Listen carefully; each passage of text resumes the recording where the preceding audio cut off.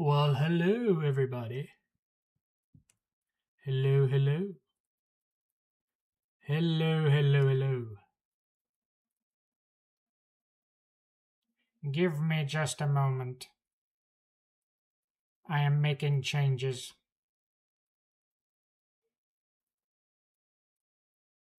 I will be with you shortly. Be patient. Be patient. I am working on things.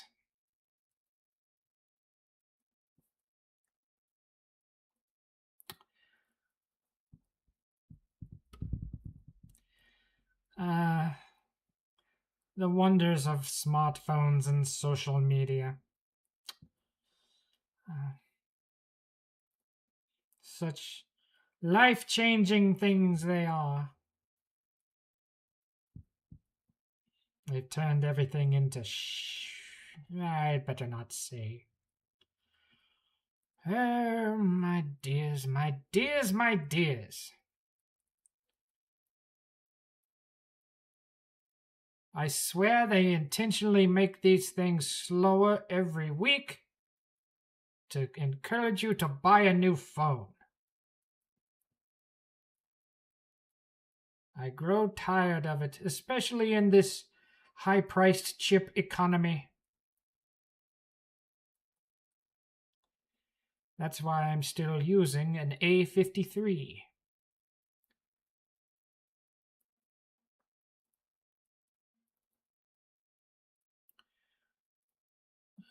Okay. I do not know why I'm still using this voice. It just feels good. Almost done. Almost done. One to go. One to go.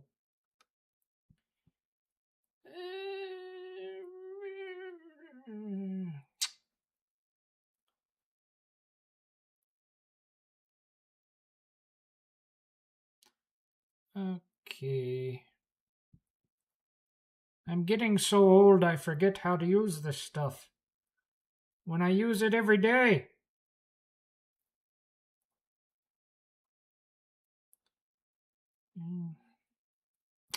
I tell ya. All right, I'm tired of using the voice now. I wish I could automate this crap. I really do.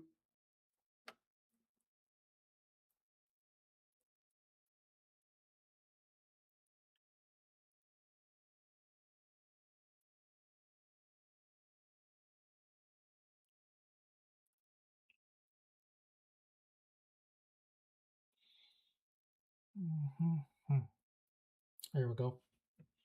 There we go. Now, let me just adjust my chat window so I can actually see what's going on. I don't want to set that. What's the matter with y'all?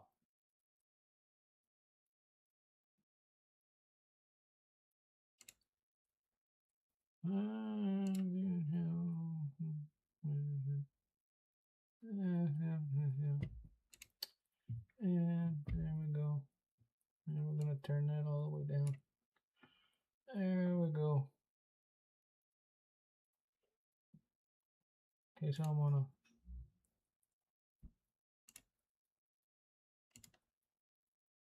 There we go. Alrighty.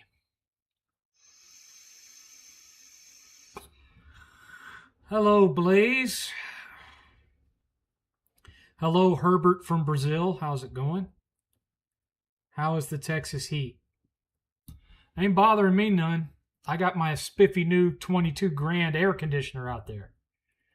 It's not even hitting my electric bill that bad. My bill for last month, month of June, was like $150 plus the $20 battery maintenance fee. So, $170, where I saw people in my same town complaining about having a $300 and $400 electric bill. My system cycles all day, so it'll draw from the grid, then it'll draw from my battery, then it'll draw from the solar panels, then it'll go back.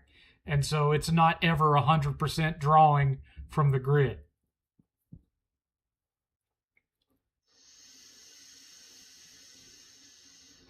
So that, combined with the new and improved air conditioner that's more energy efficient, makes my electric bill lower than it would have been otherwise. Like around this time of year last year, my electric bill probably would have been about $300. But instead it was, $150 plus a $20 fee. Not too shabby. Not too shabby. But anyway, we'll be getting going here in about 4 minutes. Try to give people a chance to get in. Is everybody in? Is everybody in? The ceremony's about to begin. Yes, yes, yes.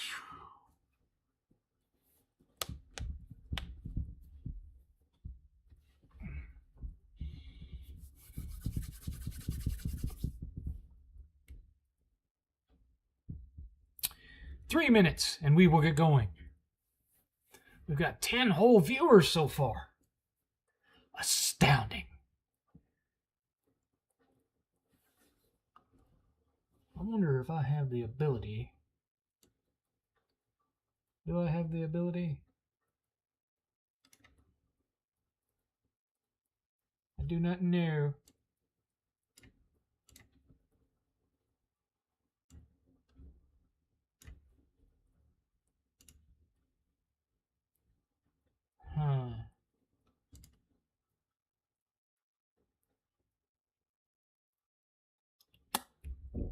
Magic powers.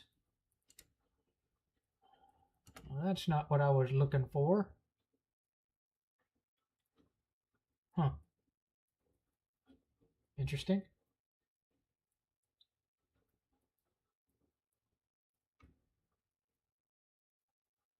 I do not appear to have the option.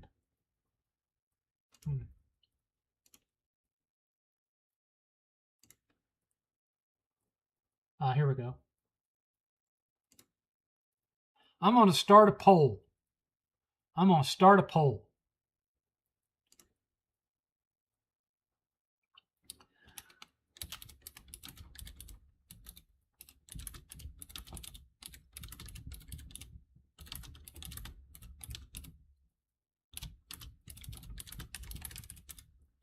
Let me see.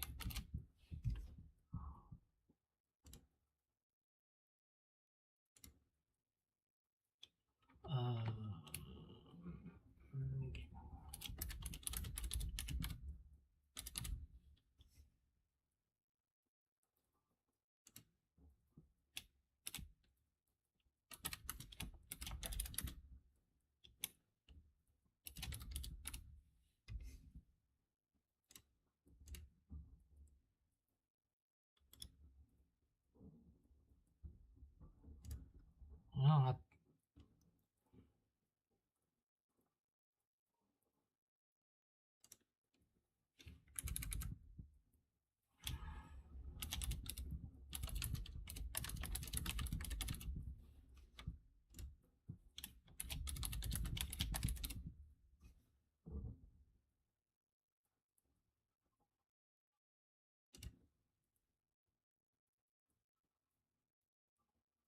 there we go.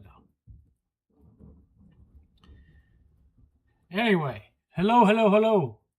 It is Saturday, 6 p.m., August the 1st, 2026, and this is the 7thCast.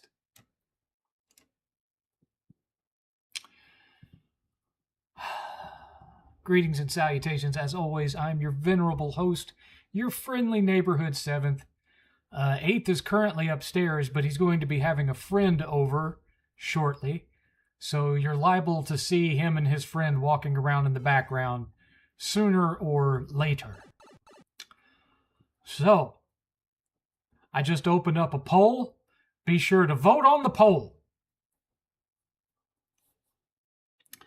And first thing that I should do is, for those of you who actually watch my other channel, Start Screen Stories, which isn't many of you. I have to apologize for the fact that episode 4 did not come out this week. I had real-world stuff going on of a medical nature, not for me, not for 8th, for an extended family member that was going on, and I was having to keep abreast of the news of what was going on with that family member, and it kept me away from doing much in the way of editing this week. So I'd been considering slowing things down and only releasing a new episode every 2 weeks anyway, because it was starting to get to where the only thing I was doing was working, sleeping, and working on those episodes. They take a lot of work, and to be able to do that weekly by myself has turned out to be more work than I have the time to do and still keep my sanity anyway. So there's that.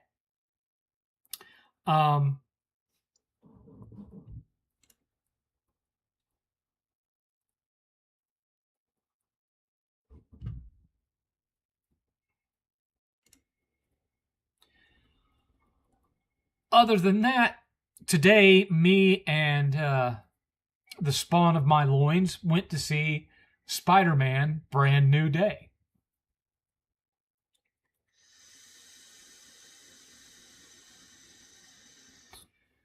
And I gotta tell you,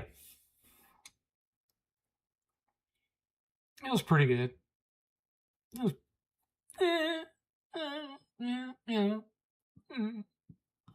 I didn't think it was this mind-blowing cinematic event, to say the least. And it certainly has not knocked Raimi's Spider-Man 2 off the throne as the best Spider-Man movie ever made. Spider-Man 2 is still the best one, by far.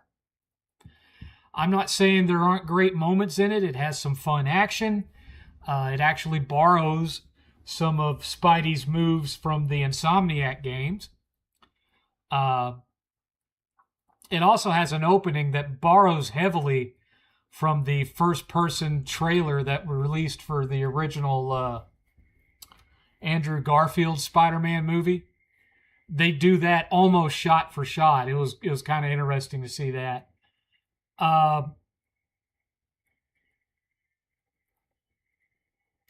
My biggest problem with it overall,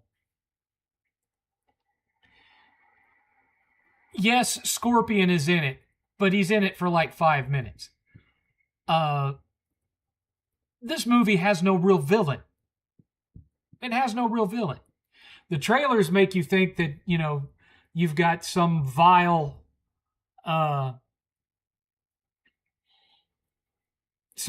character akin to that old Denzel Washington movie, Fallen, which a lot of this movie reminds me of.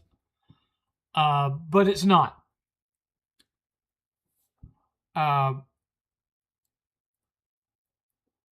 And I kind of can't go into great detail about it or even slight detail about it without revealing the biggest plot point of the movie.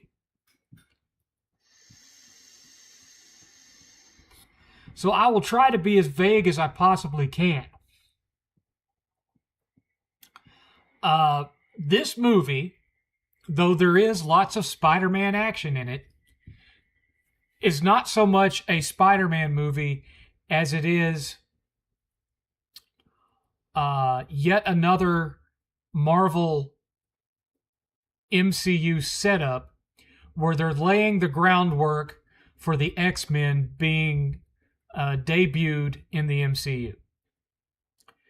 And they've chosen to do that by making the villain of this movie actually be one of the most beloved X-Men characters out there, but completely changing her motivations and origins to make her seem a lot more like a villain for the purposes of this film. And, she's doing some pretty dastardly stuff, but the whole point of it is this whole thing that Marvel has done lately where there's no real evil characters. There's just someone who thinks they're doing things for the right reason, or you think they're a villain because you don't understand why they're doing what they do, kind of thing. And so that's what it is. So there is no Green Goblin, not even, there's not anything even anywhere close to the level of a Doc Ock performance, or even the Sandman. Not even close. Not even close.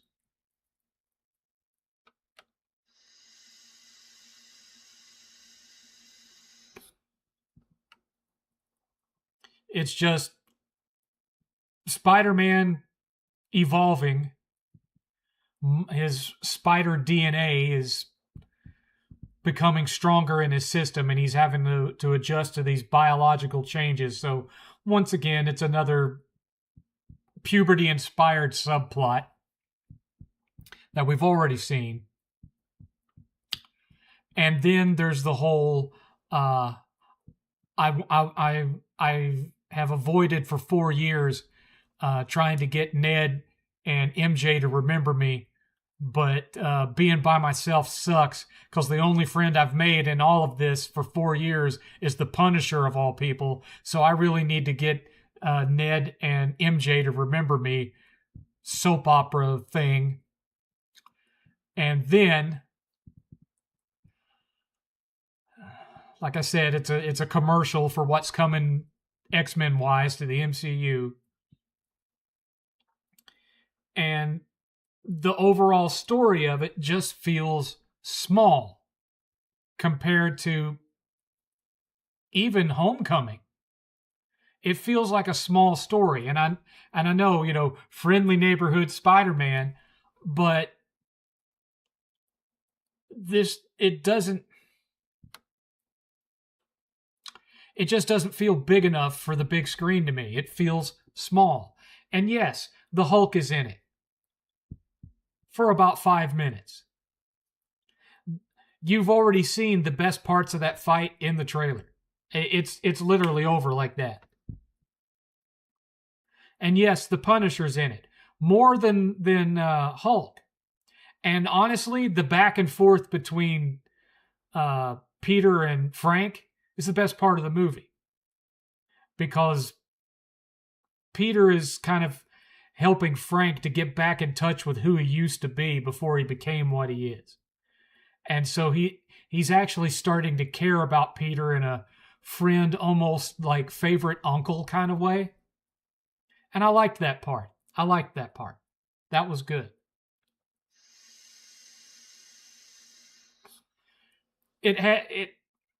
But it's not just Peter.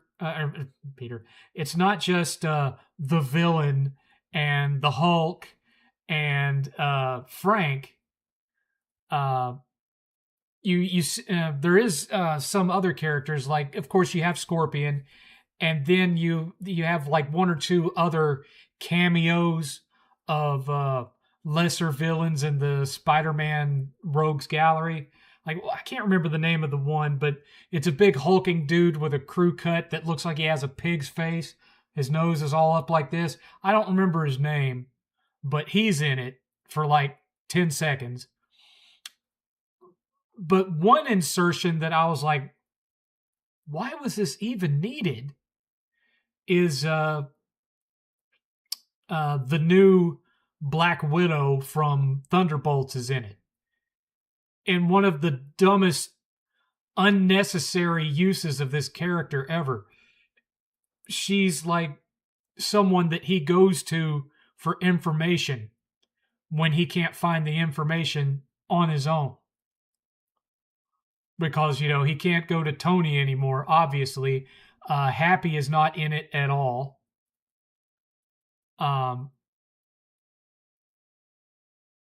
So he's going to Black Widow, who runs her office out of a bathhouse. So every time you see her, she's hanging out in a bathhouse. So he goes to meet her at one point, and she insists that he strip naked and get in the tub with her in this bathhouse. And he says, why? And she says, oh, because I want to make sure you don't have any weapons. So he strips down to his boxers and his mask. So here's Spider-Man with his mask and boxers on, or briefs. And he gets in the water with her. And then it's just a regular conversation from there for the most part. And it seems like they just wanted an excuse to show Tom Holland in his underwear. But part of it was just to kind of emasculate him, because of course that's what Marvel movies do now. They always have at least one scene where a female character makes the male hero look like an idiot or a fool. So this was their way of doing that, was to get him to strip off all his clothes and be awkward teenager, even though he's supposed to be in his 20s now, even though Tom Holland's in his 30s, sitting in this tub of water with, I guess, what they consider to be a hot woman in the tub. And then on at least one other occasion, he reaches out to her for information, and she's not in the tub. She's like lounging beside the tub with her laptop.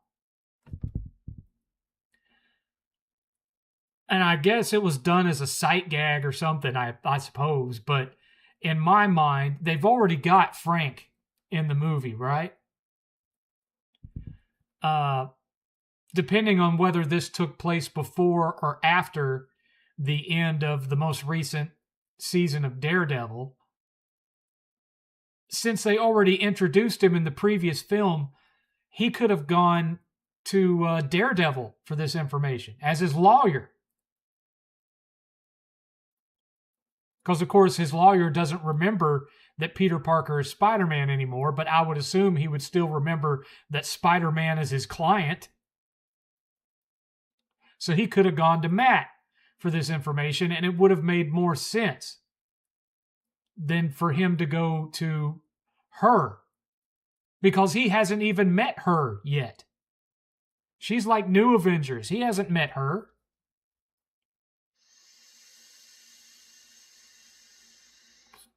So that was a little irritating. And then, stay after the credits for an exciting post-credit scene. Don't waste your time. Don't waste your time.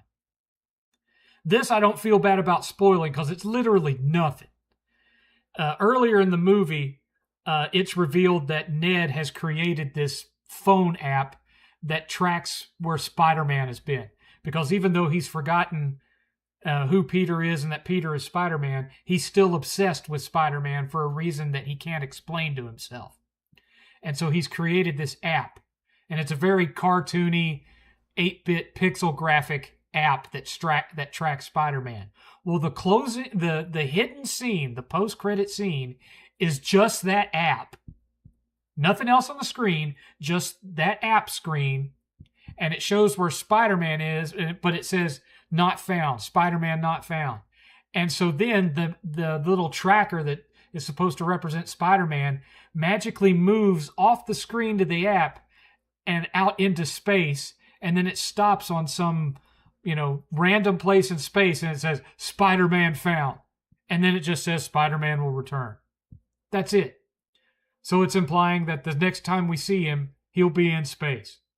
Or maybe it's implying that it's actually picked up Tobey Maguire and his alternative universe Earth. Who knows?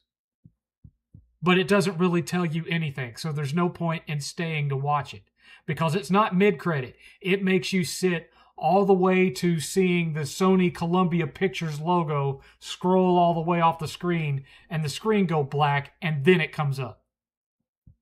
No mid-credit here. And it's worthless. It's pointless. The music's pretty good, but it's not on the level of Danny Elfman's original Sam Raimi score.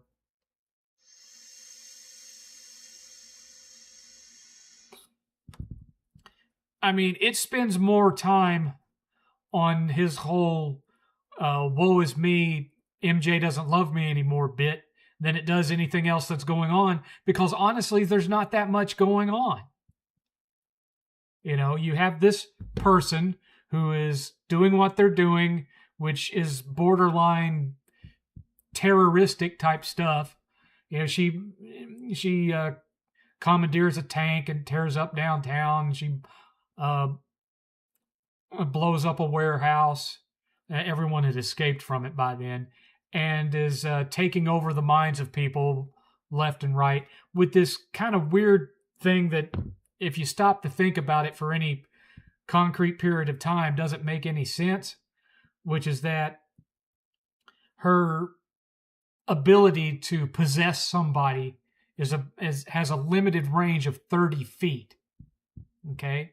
So if she wants to take over the mind of someone who's 100 feet away, she can't do it. But if there's 3 people that are within 30 feet of each other and the first one 30 feet of her, she can bounce between those people to get to that 100 foot away, and all those other people that she bounced from, they go back to normal, and now she can control the person that's 100 feet away when she couldn't do it before. Makes really no sense. But that, you know, that's the limitation. And that's really it, you know. It feels like a fast movie. I mean, it's 2 hours long, but it feels like it's 90 minutes, because there's just really not what the action you get is good, but it has these long stretches of where nothing's going on and people are just talking. And so it makes it feel like there's not really that much of consequence that occurs. And even then, you know, it doesn't even affect all of New York. It's affecting this one section of New York. So it's a very isolated, small plot. It just doesn't feel like a big event movie. It almost feels like something that could have been released on straight to Disney Plus, but with a bigger budget. Which the special effects are great. Special effects are great. Tom Holland's performance is great. MJ and Ned are MJ and Ned. The actress who plays this character is the one who played Max from Stranger Things, and she pretty much acts the same exact way that she does on Stranger Things. If you've seen her on Stranger Things, you've seen her in this movie. It's the exact same performance. No different. So I guess perhaps she's one of these actors or actresses that is like Ryan Reynolds. They just play themselves in everything. Certainly the impression I got.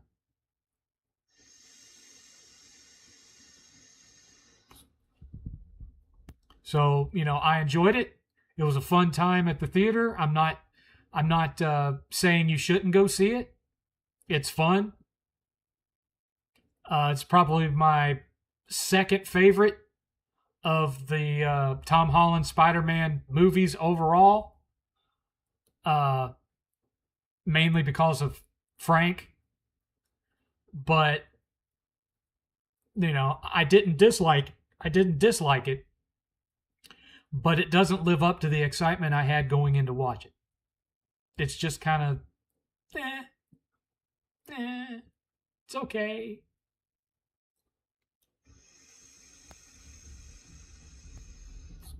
So there you have it. Take it or leave it, folks. That is my opinion of Spider-Man Brand New Day. If y'all want me to get into spoilers, you can ask me to get into spoilers, but that's up to you guys. That's strictly up to you. Hello, Nate. Mike C. the Scout. Halo campaign Devolved has inspired me to finish 3, which I did today. Now I'm playing ODST. Well, good for you. I saw the writing on the wall, and you guys know I'm not spending a lot of money right now anyway, so I did not purchase Halo Combat Devolved, even at $50. I did not buy it. Even though it would have been a good laugh just to post a little video holding it up, giggling about it. But what would be the point? Because everything's going digital and turning into crap anyway. How emotional was this film? I hear there's a lot of crying. There's a lot of crying. And even though she's dead, Aunt May is in this film quite a bit in flashbacks and stuff. And at one point, even though she's dead, Aunt May becomes integral to the finale. There's no big fight at the end of this movie. There's no boss fight. There's no Spidey versus the villain. It all comes down to there's a fight where he has to get to where she is. But once that fight is over and he's actually where she's at, it's just a conversation. Movie ends with a conversation. Well, the conflict ends with a conversation. And then there's some follow-up to tie up other things that happened during the movie, and that's it. That's it.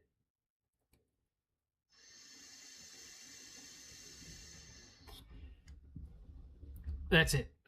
But yeah, there's a lot of crying in this movie. A lot of crying, a lot of woe is me, a lot of should I, shouldn't I. Very soap opera. Very soap opera. I did laugh a few times. And another thing,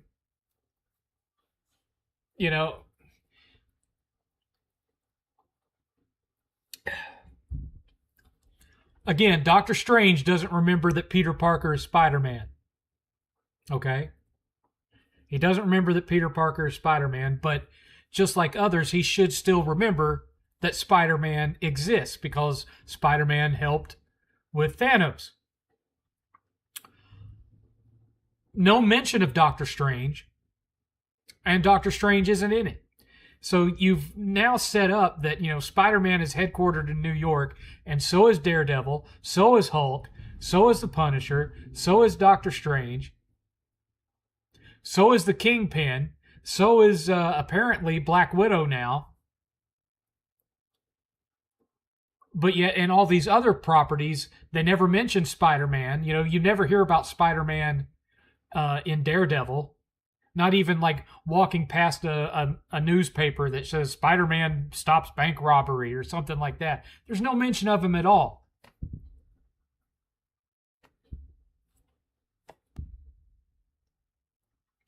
So, the connected tissue, if they're going to keep doing this, the connected tissue doesn't connect the way you would want it to.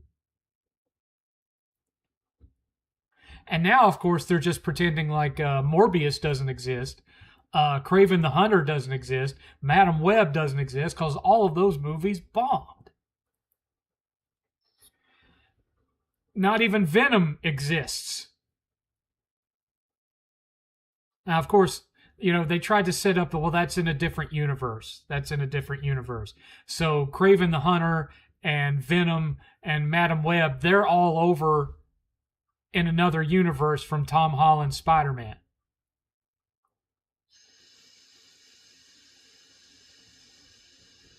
Even though Sony owns the rights to all of it, so it makes it difficult for Sony to be able to do crossovers where those characters show up in a Spider-Man movie. It's just a mess, man. It's just a mess. Absolute mess.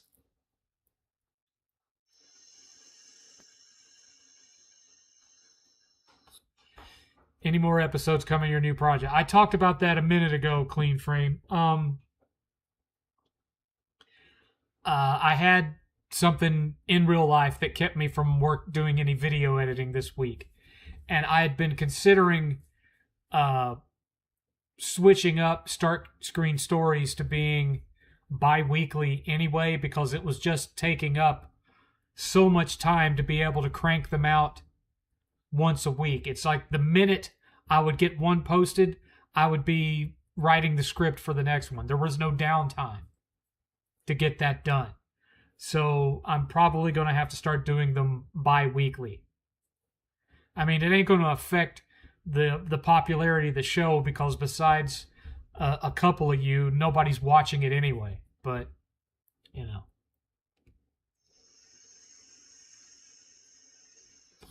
I'm committed to doing season 1, which is 10 episodes, and then I don't know if I'm going to continue it after that or not.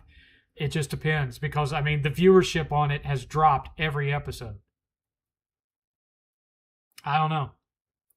I just feel like no one's willing to give it a chance because it uses AI effects.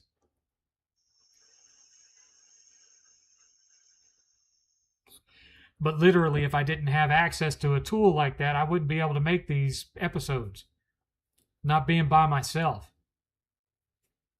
Not unless I wanted to go out there and spend 6 months mastering Blender and then have every episode take 6 months to make.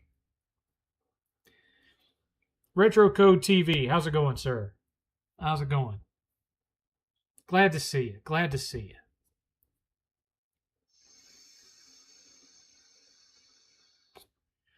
And now, because I took 3 weeks off of the 7thCast to in real life stuff, I've now halved my audience with this show too.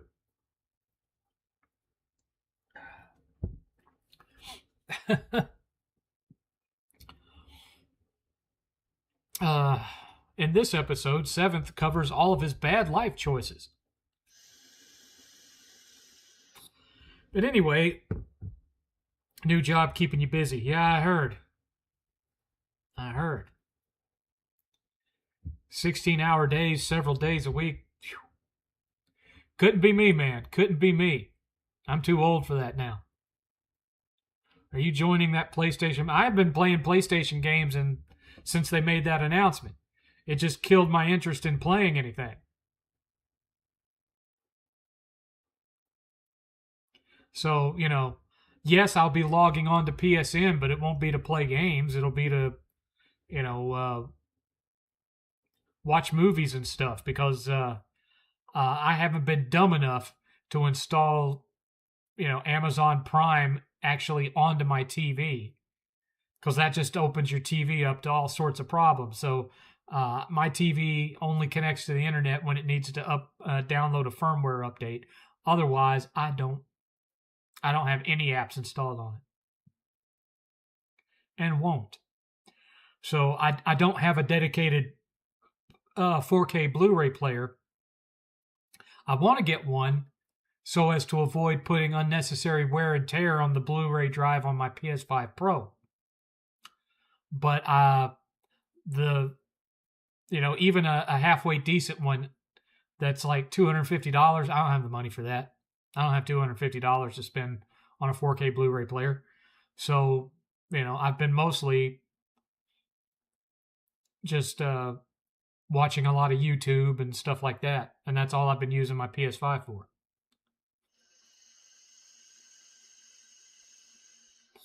I have a Switch 2, but I have barely any games for it. And again, it's not just killed my interest in playing Sony games, it's killed my interest in playing games, period. So my Switch 2 is just sitting over there collecting dust. I don't even turn it on. I haven't turned it on since I first got it back in March. And, I'd like to have the money to go out and buy an Evercade myself, Josh, but I don't have the money to buy an Evercade. And even then, I wouldn't use it because I already own most of the games that are available for it. I would just have it there as like a neat little thing to have in my collection. That'd mainly be the only reason I'd have one.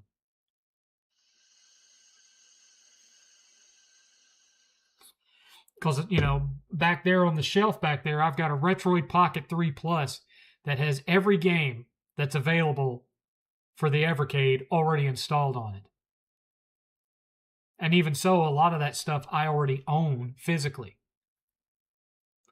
So it would really just be buying it from a collection standpoint. And I don't, if I bought the Evercade, I'd end up also buying the Evercade handheld. And I just don't want to. I don't want to take that step because I know that once I bought those, then even though I don't need them, I would be on this quest to buy all the releases that have come out for it. And that's just burning money for something I'll never use. I got I got my Polymega right here. At some point this year, I'm supposed to be getting my Atari module for it so I can play 2600 and 5200 games on it. I just don't need an Evercade. I'd love to have one, but I don't need one. So it's not an expense I can justify. If I don't have the money to buy a standalone 4K Blu-ray player when I really need one of those, I certainly don't have the money to go out and buy an Evercade. I'm certainly not making money off of YouTube to do that, because I'm getting, pocket change off of the ad revenue from YouTube. I'm in any given month, not including donations, ad revenue wise, I might get just enough for half a tank of gas a month, which is decent considering the fact that I'm not actually making videos. I'm literally just streaming.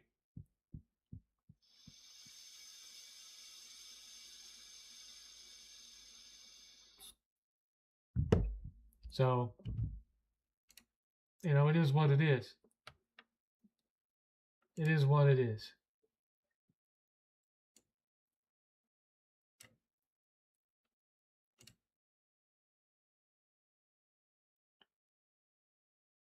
So I'm looking at the poll here, and only 7 people have voted in the poll so far. I'm going to leave it up for the majority of the stream because I know that there's people that tend to hop in and out at any given particular time. So I'm just going to leave that running for the entirety of the stream. But currently, it looks like the majority of the people that have voted want me to do a top 10 list. So we'll keep that open and see how it goes. We'll see what it looks like at 9 o'clock. Been going all in on Switch 1 and 2. Yeah. I couldn't tell you the last time we bought anything game-wise for the Switch. I think it was the new Metroid game, I think, was the last thing we bought on it.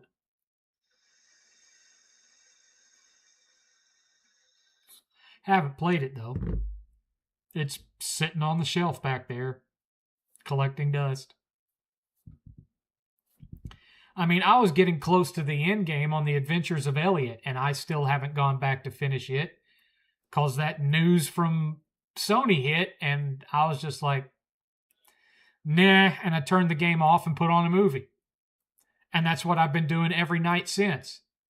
I get off work, I shut down my computer, plop into the recliner, and throw on a movie. I haven't been playing any games except for the ones where I've recorded gameplay footage for Start Screen story episodes. That's the only gaming I've done. Some Switch games I do want to get as most recent system. Well, I mean, there's some Switch games I'd like to have, but most of them are smaller indie Switch 1 games like Metroidvanias that didn't have a physical release on PS5, that kind of thing. And I'm not saying that I'm going to boycott buying physical PS5 games. As long as there's a physical of something I want and it's playable on the disc, or the whole game is on the disc where I'm not having to download half of it or whatnot, like most of the stuff that comes out from Microsoft, I'll buy the disc. Right up until I can't do that anymore. Because that's the one, there's 2 things that I can do. Hit them with my wallet by not buying the PS6 and not buying games digitally, and showing where my interests really lie by continuing to only buy physical copies of games. So I will continue buying physical games on the PS5 right up until January 2028. I do get my movies on physical media, but like I said, I mean, you can look behind me, only the top 4 rows are video games.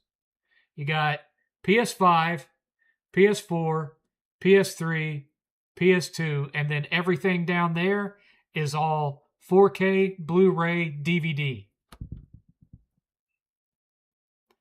We have about 112 4K movies, not including what 8th has upstairs. What you see back there is about 112 4Ks, and then I've got about the same number of Blu-rays, and then I've got about the same number of DVDs. And then upstairs, 8th has his own collection, which again is a mixture of 4K, Blu-ray, DVD, although he has way less DVD than I do.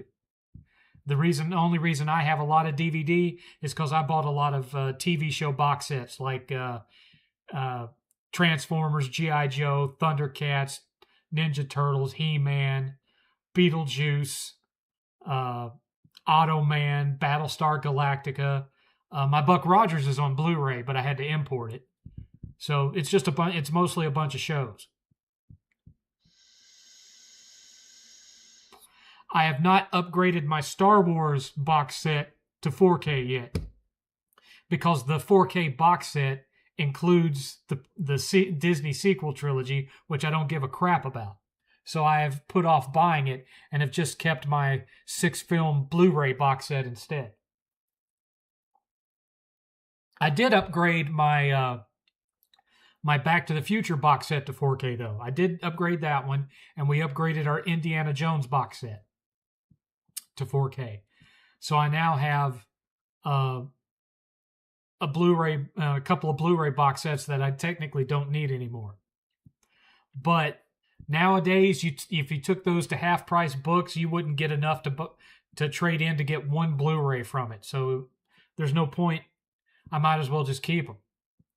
Wouldn't get anything from them trying to sell them on eBay either.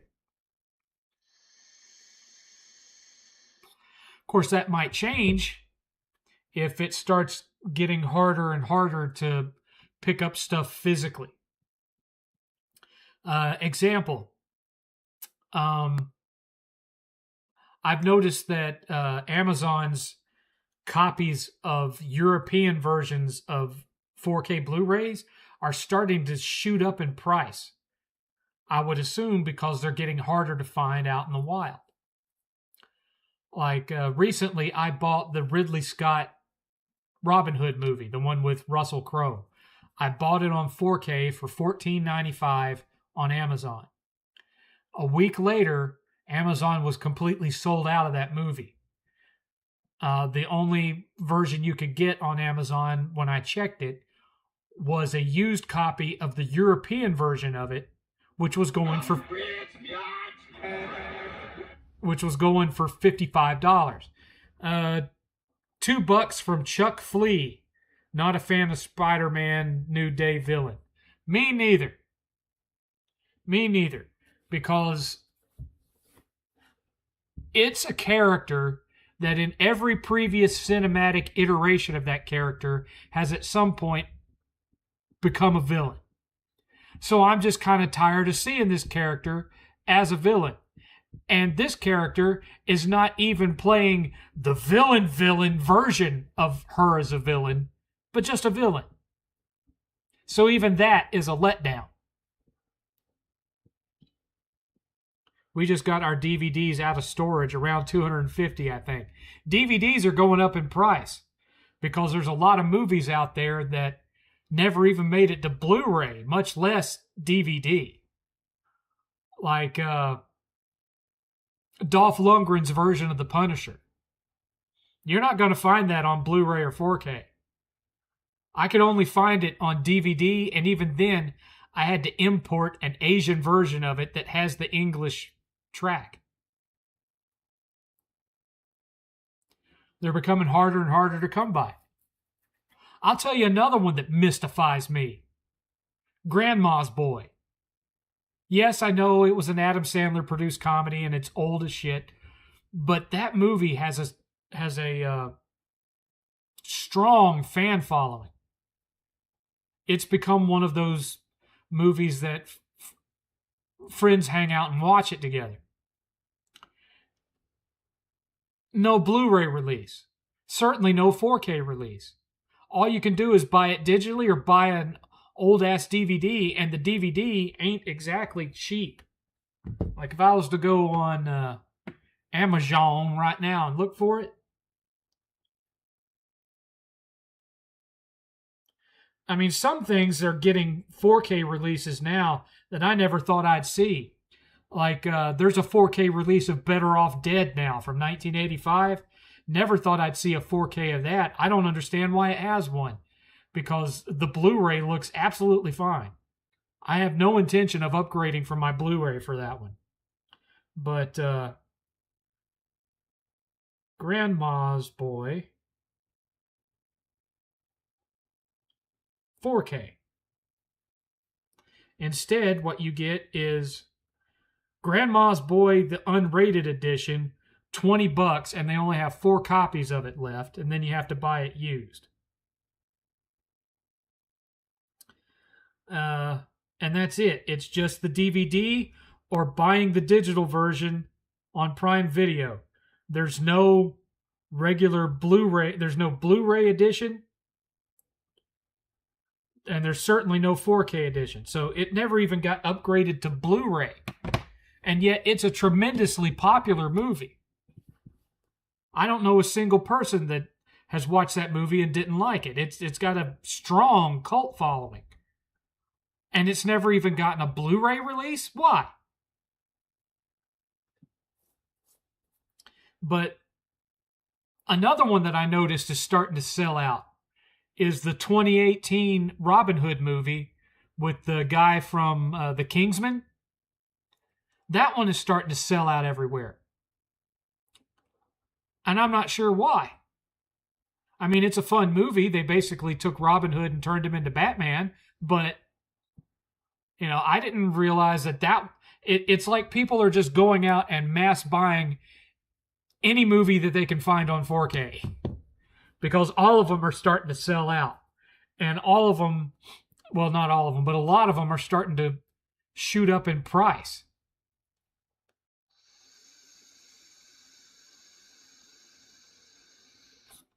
I've got 4Ks that I bought 6 months ago that are now selling for like $60 and $70 a piece. It's insane.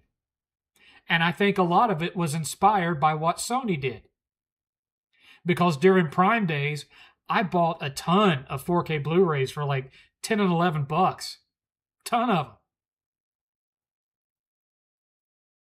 But now all of a sudden, you go to try to look for one, Amazon is sold out and the used prices are like $50, $60, $70. It's insane. And it wasn't like that a month ago. It started after Sony made that announcement. Luckily, I had already purchased most of the films that, you know, are my I will always want to watch this movies in 4K. Or already owned it on Blu-ray and didn't see enough of a difference to warrant upgrading. So, you know, I got all the Evil Deads on 4K, including Ashford. Well, no, Ashford.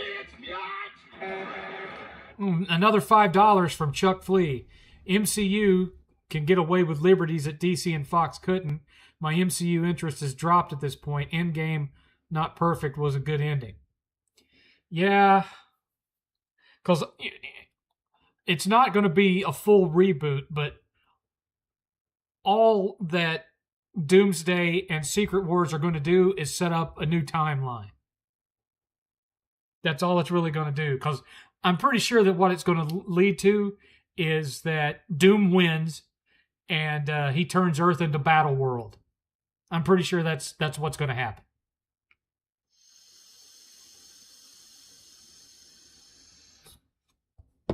And then new movies will start from there. It's not going to be a complete reboot where, you know, they're resetting all the characters, unless we're getting like Elseworld versions of those characters that made it over onto the Prime MCU Earth. And so it's all going to be all these movies about having to deal with the fact that they're all trapped on Battle World and they've lost their memory and blah, blah, blah. That's what I think is going to happen.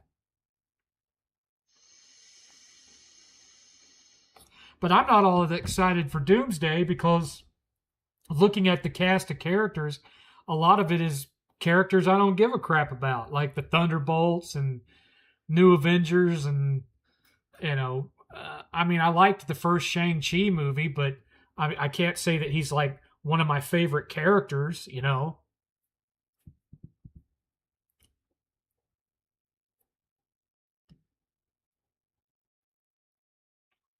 I'm certainly, there was a point where I couldn't wait to go see the new Marvel movie. And I haven't felt that way about anything except I haven't felt that way about a Marvel movie since No Way Home was the last time I felt that.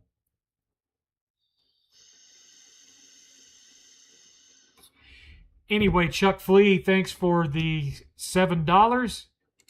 Here's your dollar bill. That just happens to be a $7 bill.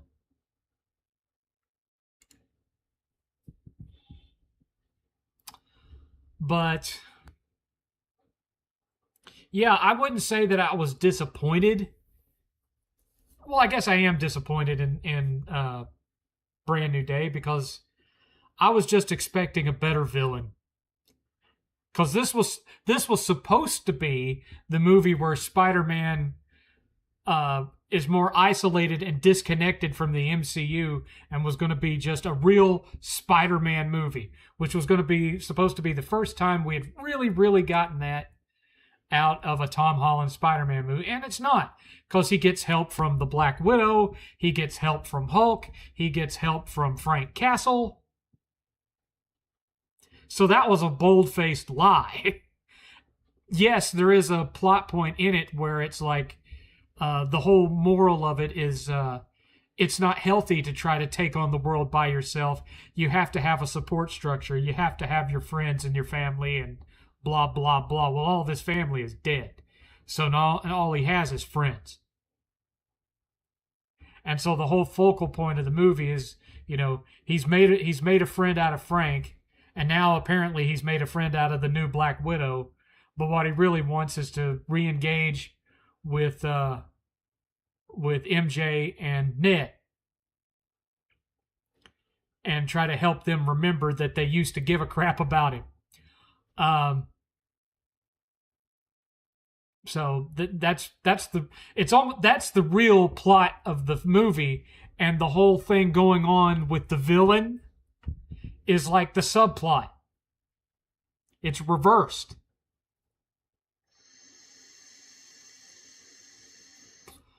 I don't know.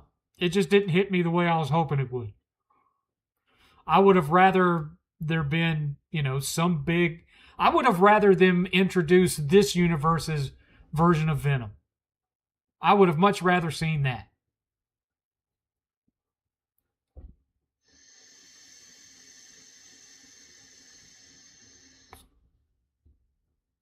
Or this universe's version of Green Goblin, or this universe's version of Dr. Octopus, or this universe's version of Sandman, or the Lizard. I mean, think about it. We've had 4 Spider-Man movies now.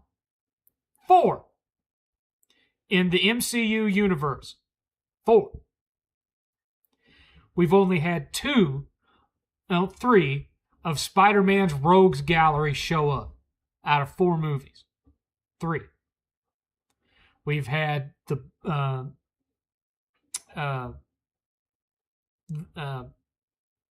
Mysterio. We've had Scorpion. And the old guy with the wings. I keep thinking Buzzard.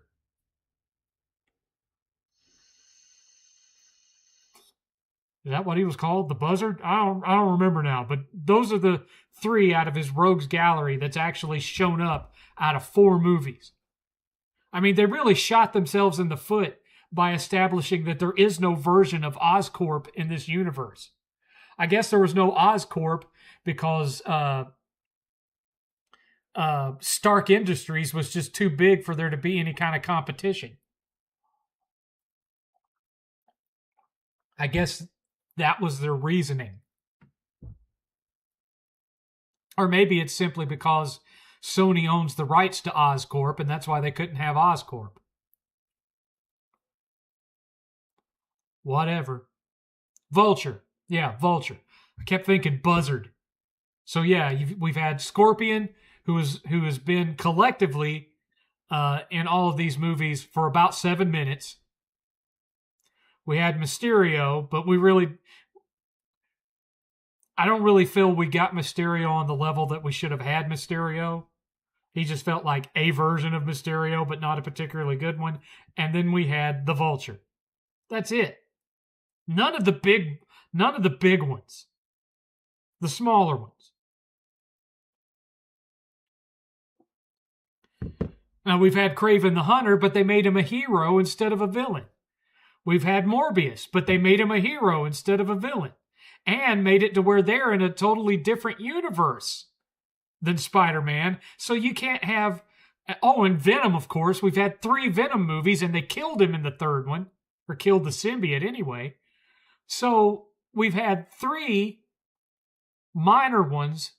We've got all these really big ones, Carnage, that they can't have crossovers with Spider-Man when they're Spider-Man villains because they put them in a different universe than Spider-Man.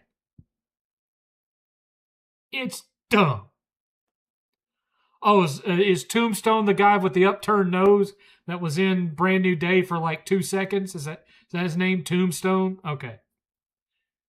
To me, he just looks like Solomon Grundy with a pig nose. Venom wasn't... Well, screen time, he wasn't in the MCU for 3 hours. Screen time, he was in it for like maybe a minute. What a waste, man. What a waste.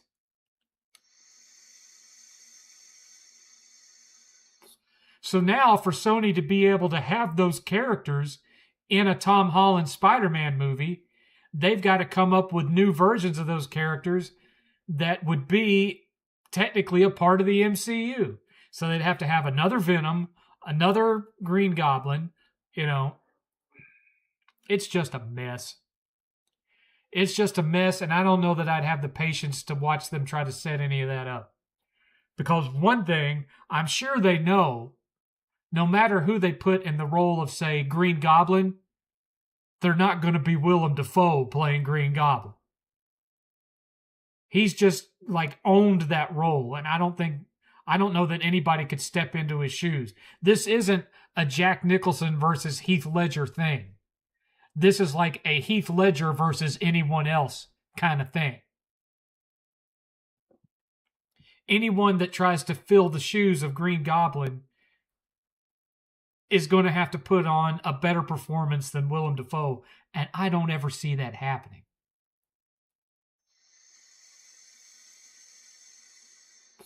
I don't ever see that happening. Just highly, highly, highly unlikely. Especially after the performance he put in No Way Home. Oh my God. Willem Dafoe, made that movie.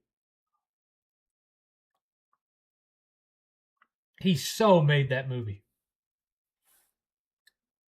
He's my favorite part. He's my favorite part of it.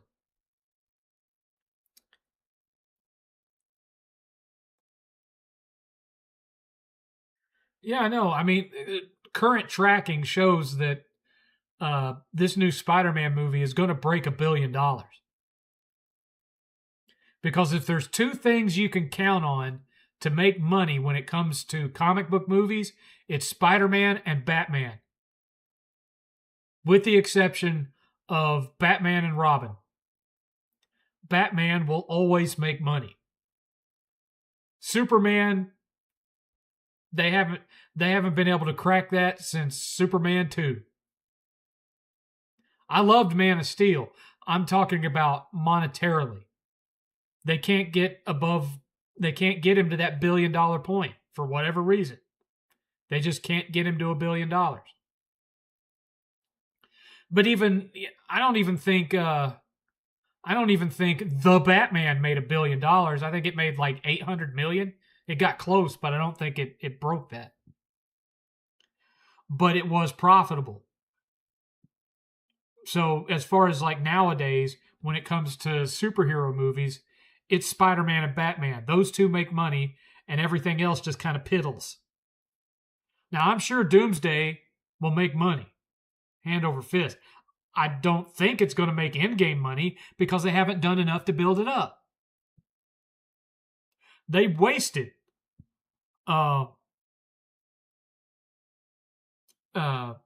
stage 4 or whatever. They wasted it on a bunch of stuff no one cared about. Phase 4. Marvel wasted Phase 4.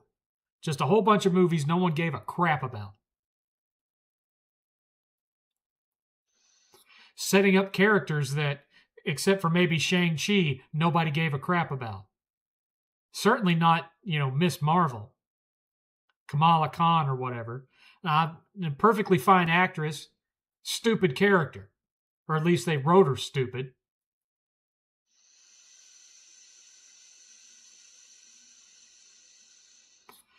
Now, I have heard that this new Vision show that comes out in a couple of months is really good. That somehow wraps up the Scarlet Witch storyline, even though she apparently died in Doctor Strange 2. But I've heard that it's really good. We shall see. I ain't holding my breath. Speaking of Willem Dafoe, did you play Beyond Two Souls? Long time ago. I've still got it on the shelf back there somewhere.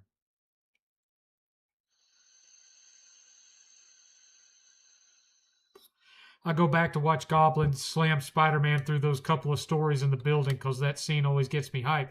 Yeah, at one point, he picks Spider-Man up and straight up power bombs him through the floor.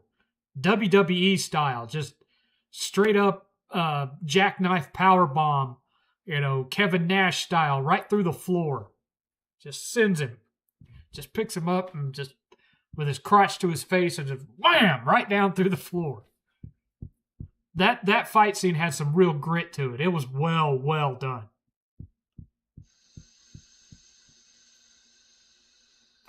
What's interesting, one interesting thing about that movie, since you've got me talking about it now, the actor that plays Sandman didn't actually film any scenes for that movie. It's my understanding he gave them the rights to his image, permission to use his image, and he recorded vocals, but he didn't actually film any scenes.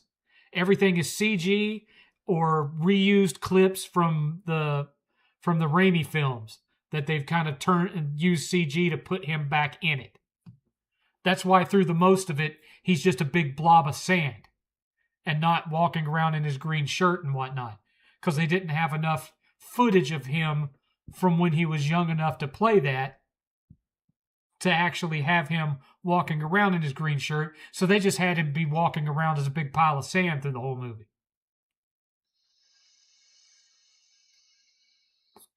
And I think it was the same thing for the Lizard.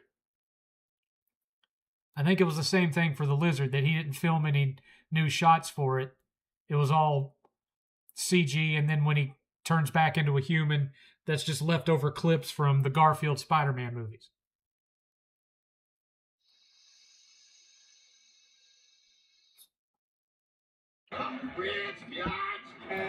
Another $2 from Chuck Flea. Thank you, Chuck. Spider-Man 2025 didn't make more than Man of Steel. No, it didn't. It came close. They both made $600 million, but I think Man of Steel made like $650, and Superman 2025 made like $612, something like that, which isn't bad. It's not. It's okay, but then you have Spider-Man come out and it's going to break $1 billion, and Superman is like, the original superhero. Not a good thing. And I like the new Superman movie. I like it a lot, but what it does reveal is that James Gunn is a one-trick pony. He only knows how to make one superhero film, and that's an ensemble film with a bunch of characters. That's all he knows how to make. Let me give you another dollar bill, Chuck, since you made another donation. There you go.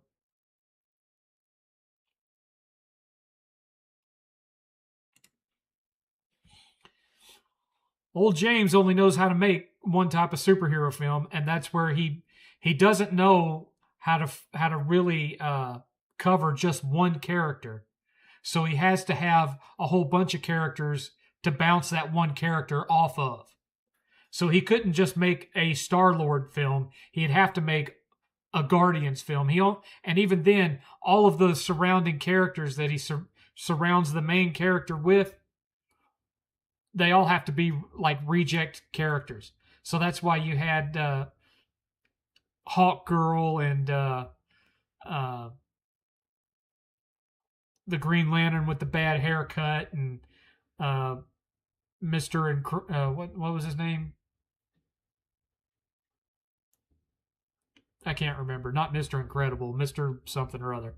That's why you had those in there, because they're characters that haven't been used cinematically, and they're considered like little B characters, and so that's what he likes to do. And for whatever reason, he didn't trust someone else with Superman. He had to do it himself, but he doesn't know how to do anything else but an ensemble film. So he had to turn Superman into an ensemble film to make it work for him, so he'd be able to actually write it. Because he doesn't know how to do a movie that just centers on one character. The closest he's come to that is that Rainn Wilson movie, Super. And even then, that had Ellen Page, before she became Elliot Page, playing his wannabe sidekick. So...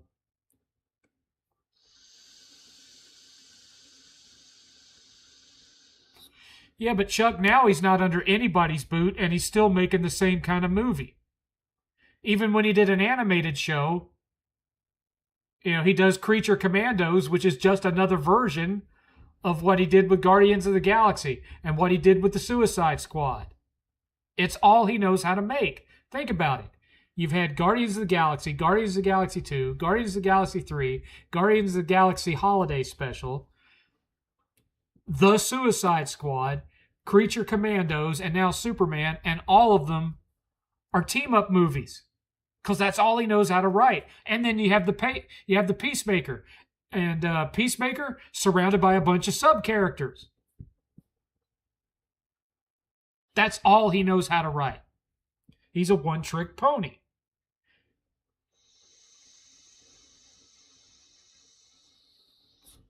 And here comes Supergirl. He didn't even direct Supergirl. But she's propped up with Lobo to try to get fans of Lobo to show up to go see it at the theater. They didn't show up. Movie bombed. Because no one cares about Supergirl except as a supporting character. They don't care about her as a leading character.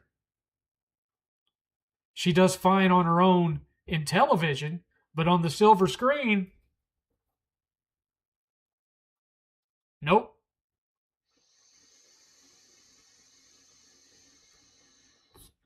Suicide Squad primarily bombed because of the fact that it came out during the pandemic. So it was available day one on HBO Max. Because this was back when HBO Max was still trying to take advantage of the pandemic and boost their streaming subscriber numbers by putting out everything that they were releasing day one on HBO Max. So the first Mortal Kombat movie bombed because it went day one HBO Max. The Suicide Squad bombed because it was day one HBO Max. There was a ton of movies that didn't make any money at the box office because they came out day one that year on HBO Max.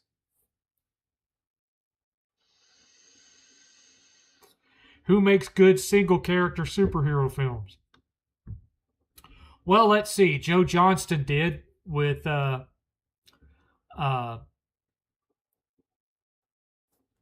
Captain America, the First Avenger. Jon Favreau did with Iron Man, the original Iron Man. Uh, God, uh, Donner did it with the Reeves Superman. Arguably, Burton did it, at least with the original Batman movie. Of course, Christopher Nolan did it with 3 Batman films. The jury's out with Matt Reeves as far as the Batman. There's a lot of things I like about that movie, but I think the whole Catwoman subplot, and she don't count as another hero because she's more of an anti-hero love interest. That whole subplot doesn't really add anything to the plot of that film at all. You could cut out her entire plot line and it wouldn't really affect that movie much at all, except make it easier to watch.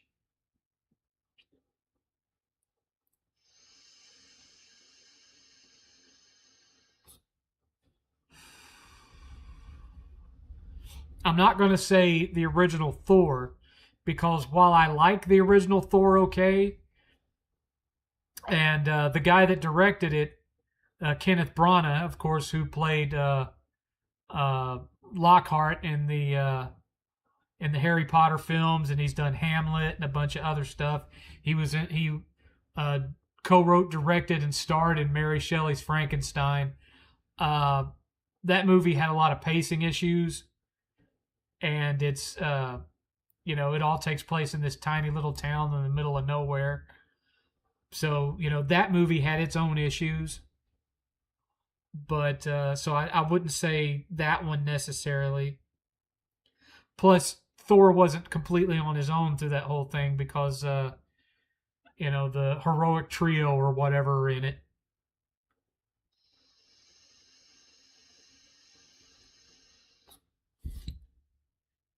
But in the least, the first Iron Man movie is fantastic.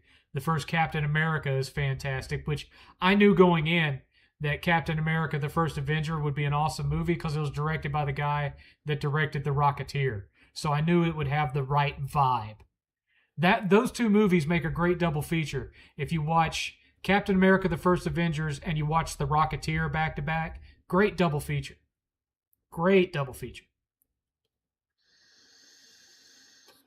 The Batman was too long because of the stupid Catwoman subplot. Cut Catwoman out of that movie, you've got a much better movie. I'm just saying.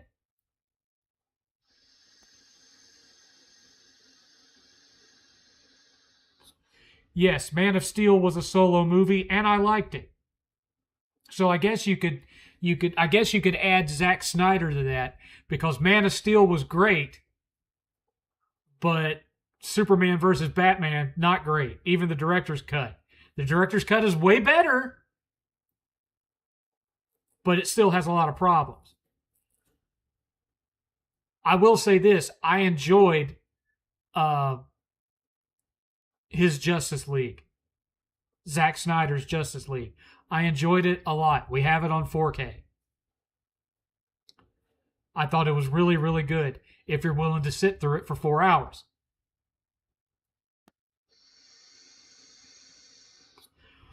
Why it had to be 4:3 when you got Christopher Nolan filming in IMAX widescreen, I don't know. That's the only thing I don't like about Zack Snyder's Justice League, is that it's in 4:3. I don't understand why he did that.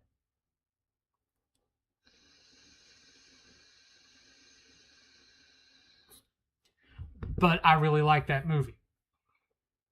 What I'm really curious to see is this Ryan Gosling Ghost Rider, if it even gets made. Because they couldn't even get Blade made. And Blade was going to factor in to Ghost Rider. Because the whole reason they were doing that is because they wanted to set up the darker Marvel. Okay? The whole Marvel that borders on horror Marvel. So they were going to set up Blade. They were going to set up, they set up the Darkhold with Doctor Strange 2.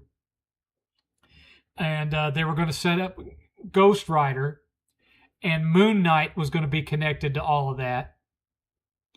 And I'm assuming Werewolf by Night was eventually going to be connected to all of that. And they were since they were going to do Blade, they were probably going to have the Night Stalkers in there too. All of those horror-related Marvel comics that were so popular back in the 70s, they were going to have its own thing going. And then, for whatever reason, they couldn't get Blade made, and part of it was because, God love him, the guy they hired to play Blade refused to be in a Blade movie where it wasn't really about Blade, but about these 4 girls following him around, one of them being his daughter. He was like, no, I'm not going to be a part of you putting out another female version of an established character. I'm not doing it. It needs to be an actual Blade movie. And that's why that movie didn't get made. Because it was going to be Blade in name only.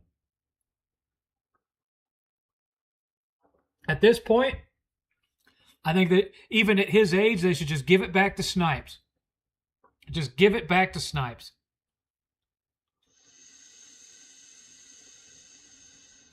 I will say this, though. I really do like their pick for T'Challa's son, the next Black Panther. They made a really good pick there.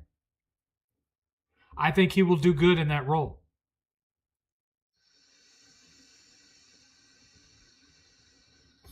He's a good actor. I'm trying to remember what it was I've seen him in. New Black Panther filmography.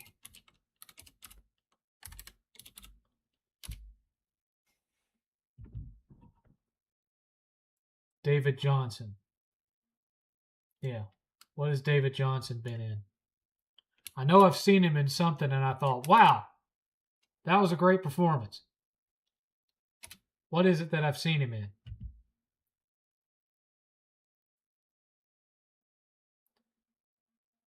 It wasn't Alien Romulus. Oh, it was The Long Walk. He was great in The Long Walk. He makes that movie. He was really, really... If you haven't watched the movie of The Long Walk, which was a Richard Bachman, a.k.a. Stephen King book, you need to watch it. It's good, and he is fantastic in it. So I think that was like a fantastic pick to be the son of T'Challa. They scored a win with that one. So I'm actually looking forward to seeing him in the suit. He's a great actor.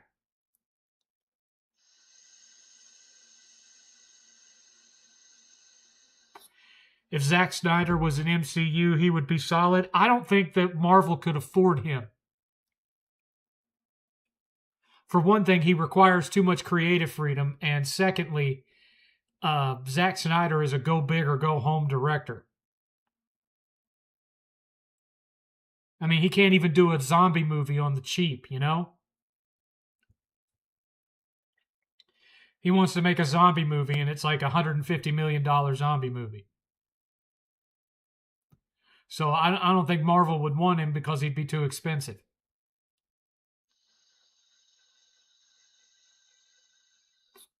And he has his own issues too. Like, you know, he relies way too much on slow motion.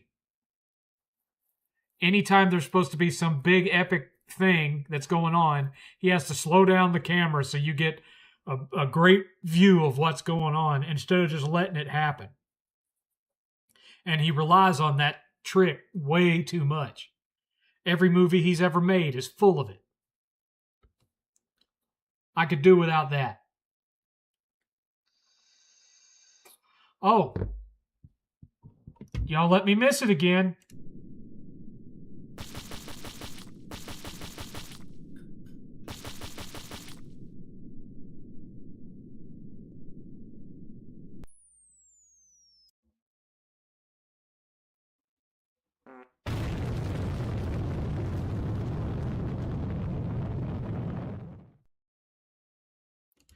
2 hours left. We've had $9 in donations. Thank you, Chuck. That is $9 that will go towards getting me the most affordable 4K Blu-ray player that I can get. Thank you so much. I appreciate you, Chuck. Because I need one bad if I'm going to make this 4K drive in my PlayStation 5 Pro last. I mean, yeah, I could use my Xbox Series X as a backup because it's just sitting there. It ain't doing anything. But I'd rather just have a standalone single disc 4K Blu-ray player. I don't even know if they make a multi-disc one. I've never seen one. You know, I used to have a DVD player, Blu-ray player that was a 5-disc changer. I've never seen one of those out in the wild for 4K. I wish you could get a 4K that had those cartridges that you could stick 25 movies in, and you had 4 of them, so you had like 100 movies on there that it would swap in and out. I wish they made one of those, but all I've ever seen are single disc 4K players. And Panasonic puts out a pretty good one. You can get it for around $225. That's what I'm aiming for. So, you know, all my donations right now will go towards that, because I'm after paying $22,000 for an air conditioner. That's like $370 something a month, and having to put down $2,700 to have a new anti-termite protection put in the yard around this house, and some other things that have gone wrong. My fund money budget has like shrunk by over $600 a month. So I have like $600 less a month fund money to play with.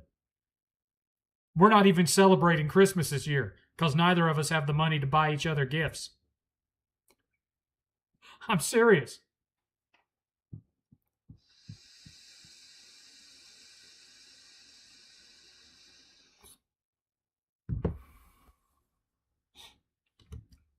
So what else do y'all want to talk about? Let's keep the conversation going.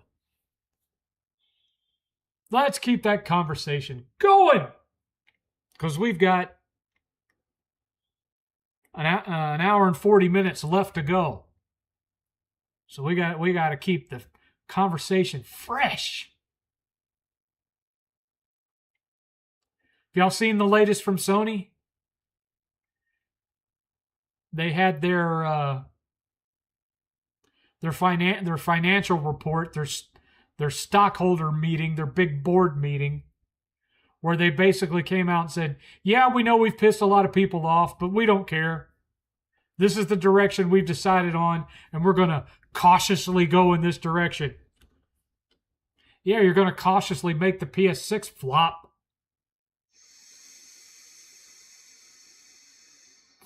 You're going to turn the PS6 into a boutique item. Let me tell you, they absolutely do not care that they're going to be selling this thing for over $1,000, because that's the only way it's going to be profitable. Because they're not going to sell enough units. They're not going to be able to sell enough units to be able to sell at a lower price, not even considering the cost of the parts. They're going to have to sell it at over $1,000 and at a significant markup, because fewer people are going to be buying it. Same strategy that Disney is doing. Disney quit catering at the theme parks to regular people like you and me. They're only going after people that are willing to go into massive debt and rich people to stay profitable. I'm just curious to see what's going to happen with when this AI bubble bursts. Because, you know, earlier this week it burst in Korea, and yesterday it pretty much burst in Japan. So I'm just waiting for the ball to drop with the U.S. and the Canadian markets on AI. Holy crap. It's going to be a mess. It's going to be a mess. They think the .com bubble was bad. This is going to be rough, folks. Buttered sausage. I can't eat buttered sausage. I'm almost down 50 pounds.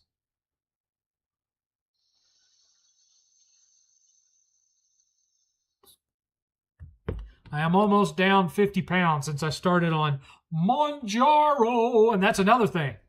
That's another increased expenditure that's cut my fund money, is I'm having to pay for the Monjaro, which I have good medical coverage, so I'm not having to pay what some people out there have to pay for it, but it's still an additional cost, an additional monthly fee that I wasn't having to pay before.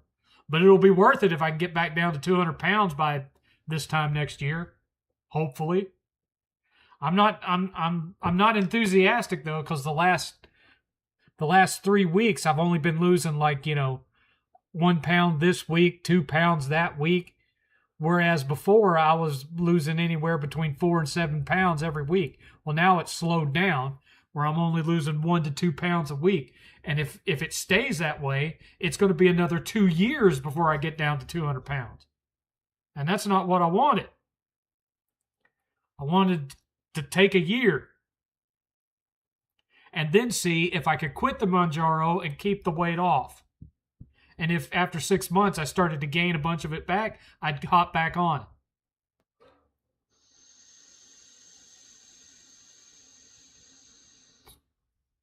it. But yeah, I don't know. I don't know how Sony's going to fare. I really don't. Especially when this .com bubble bursts, because that's going to, people think, well, not .com, AI. I didn't invest in AI, so it ain't going to bother me. Oh, contraire. When you start doing your research and digging into how all this AI stuff is being funded, you're very much going to get hit by it. It's going to affect your utility bill. It's going to affect, like your water bill, your electric bill. It's going to cause massive inflation. When this thing bursts, and not even talking about if any of y'all who are out there and work for a corporation and have a 401k as your retirement plan, heaven forbid any of them have been tying that to investments in AI stock. When that bubble bursts, your 401k is it's going to be bad, man. Currently, my 401k is over 100 grand. When that bubble bursts, I'll be shocked if it's still at 60 grand. Because my company hasn't invested in AI stock, but it is heavily stock backed. And when the AI stock fails, you're going to see a bunch of other stock go down because it's going to cause the whole market to drop. So be watching your 401k over the next few months, man. There went 8th.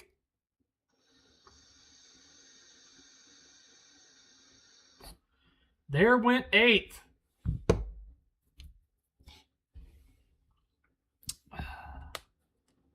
But, I've been making little purchases because that's all I can afford to do now. And not that many. I've been relegating myself to a couple a month. So, we're talking like a $10 4K here, a $10 4K there. Mostly old stuff to fill out little holes in my favorite movies of the 80s and 90s collection. But that's about it. I certainly haven't been buying games. The last game I bought was several weeks ago. I had pre-ordered the PS5 physical of Mouse PI, and that showed up. Still wrapped in its cellophane. I haven't even opened it because it showed up like the day and 1 or 2 days after Sony made their announcement. So it showed up in the mail. I opened up the Amazon package, looked at it, and said, and shoved it on the shelf. Still wrapped. Didn't even open it. And I have one that I pre-ordered months and months ago from Limited Run, and that's the physical release of the remaster of System Shock 2. Because, I saw that they were bringing out System Shock 2, and I just knew I had to have it.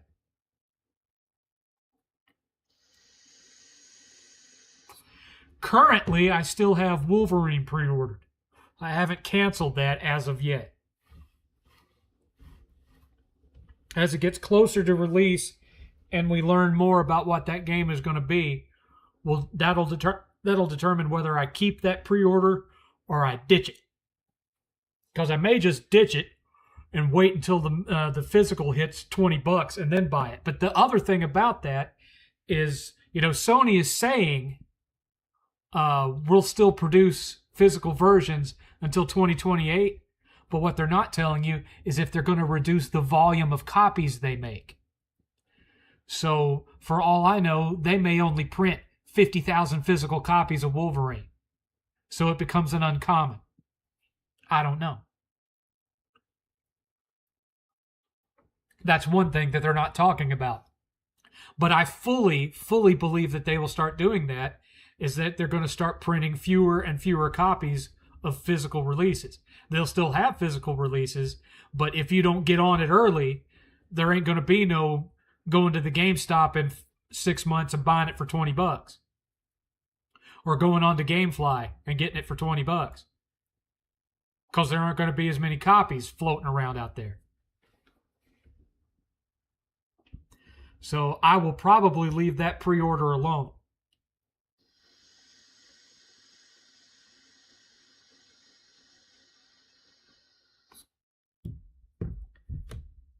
Well, come on.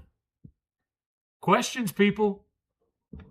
There's multiple people in here. Why we only have 1 or 2 people saying anything? Come on. Y'all were like this last week, too. This show runs on questions. If y'all ain't going to ask questions, there's no point in me still being here. I could be doing other things. I'm here to entertain you. And that only works if y'all ask questions. Y'all know I only ever come in with preheated 1 or 2 preheated topics at most.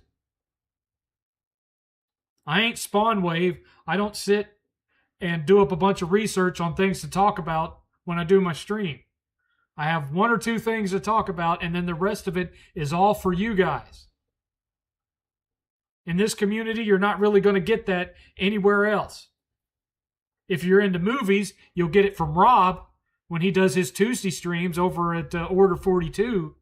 But when it comes to gaming and the gaming YouTube gaming community, you're not going to get a streamer who just sits and answers your questions and talks directly to you for the whole show.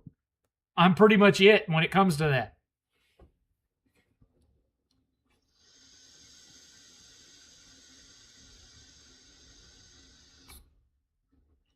But for that to work, y'all have got to ask questions. And for the last 2 weeks, y'all have been very light on the questions in the chat. You're not meeting me halfway, folks. Come on now. I've been doing this since at least 2011. Y'all know the score. Y'all know how this show works. Come on now.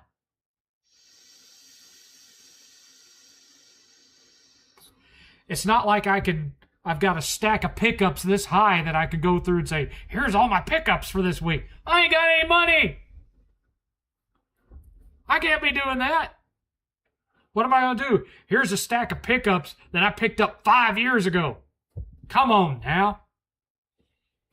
Come on. I've only bought 2 NES carts since Retropalooza back in May. And that was 2 commons that I found at, where did I find those? I was out with my buddy Brian and we went to a store. Oh, I went to Game Over and they had 2 common NES games that I was missing. And so I bought those because they were cheap and I didn't have them. I'll never play them because one of them was a tennis game and I hate tennis. And I think the other one was a racing game and I'm not overly fond of those either.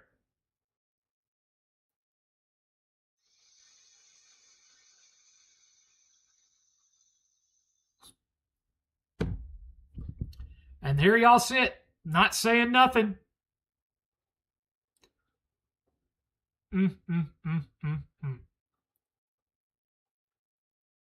If y'all don't start asking questions, 1 of 2 things is going to happen. Either I'm just going to end the stream now, say happy trails, and go do something else.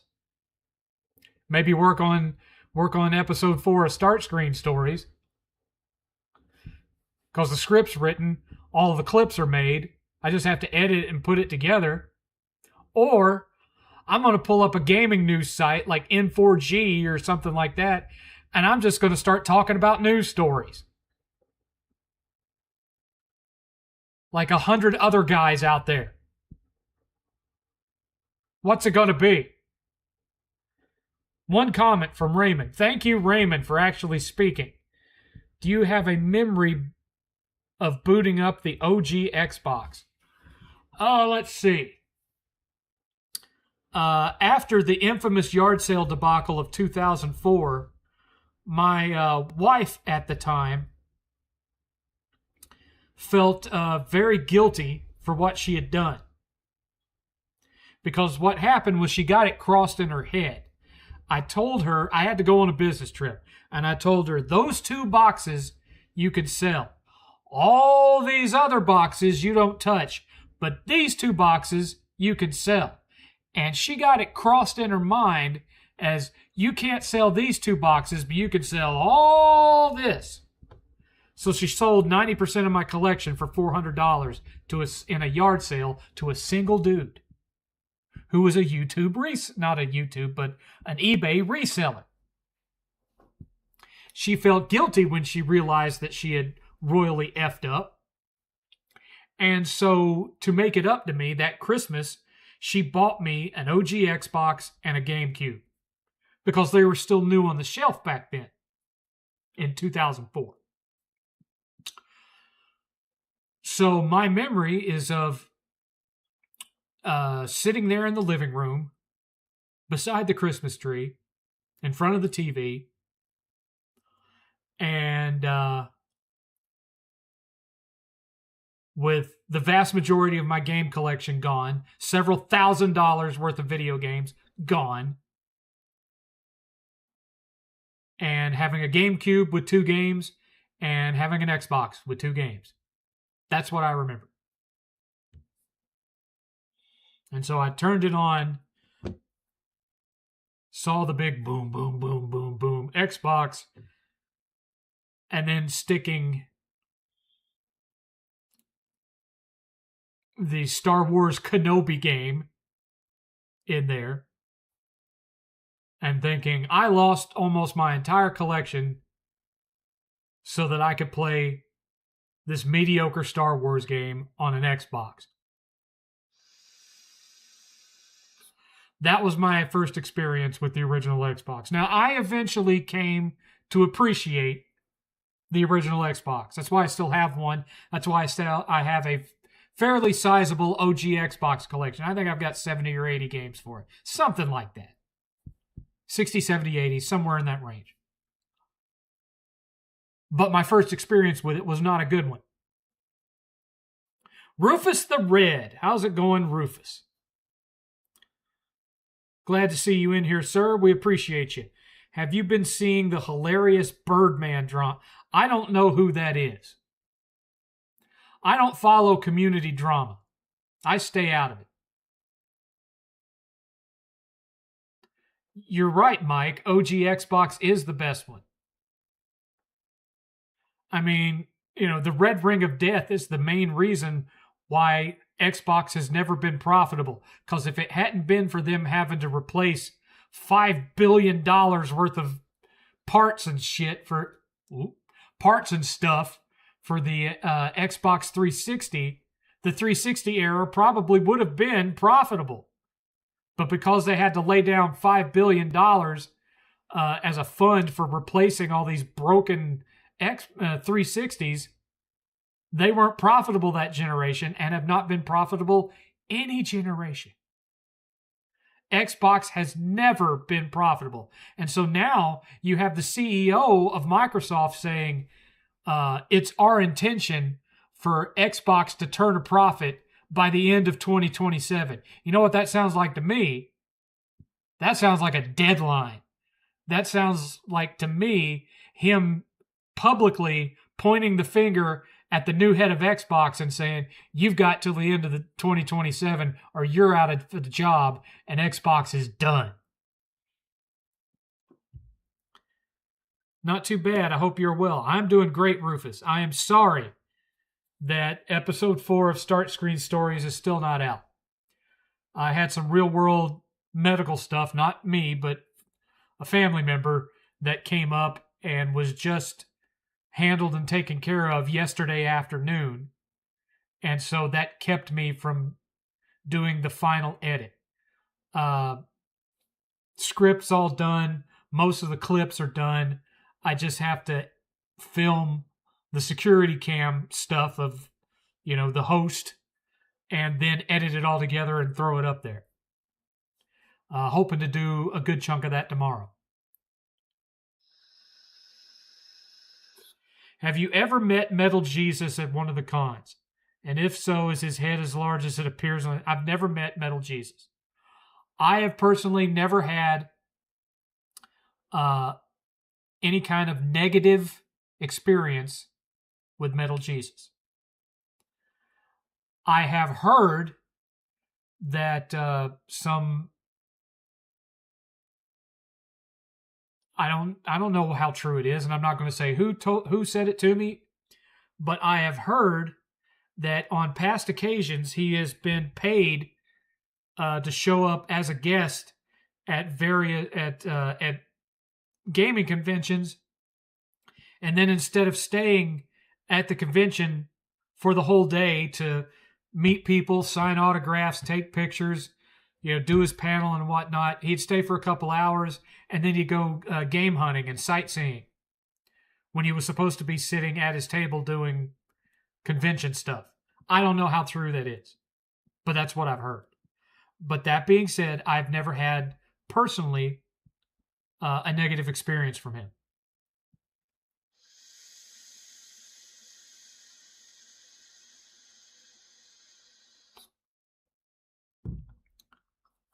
Just like I've heard negative things about Angry Joe.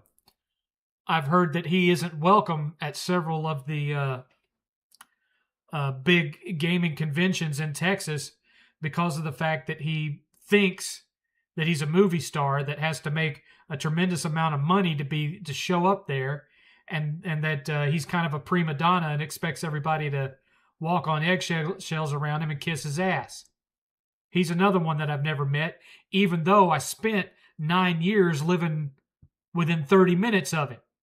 Because he lives down in Austin and I lived 30 minutes outside of Austin for 9 years. Well, not 9, 7 years. I lived 7 years outside of Austin. Never met him.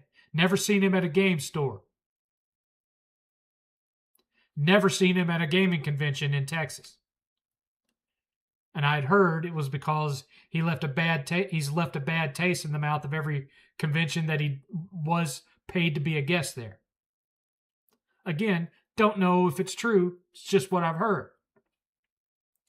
You meet a lot of regulars that go to all these conventions and you hear things.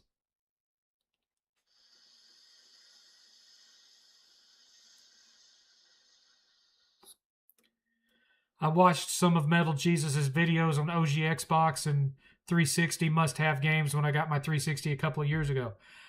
I watch Metal Jesus if it's a topic that I care about. I also watch his buddy Reggie. I watch Reggie a lot because Reggie on occasion will point out a game that I've never heard of that I would actually like to own. And so I watch his stuff to in case there's some indie game that's come out that's, up my alley that I just don't know about. I've discovered several Metroidvanias that I really liked because of Reggie. So, I like Reggie. I like his stuff.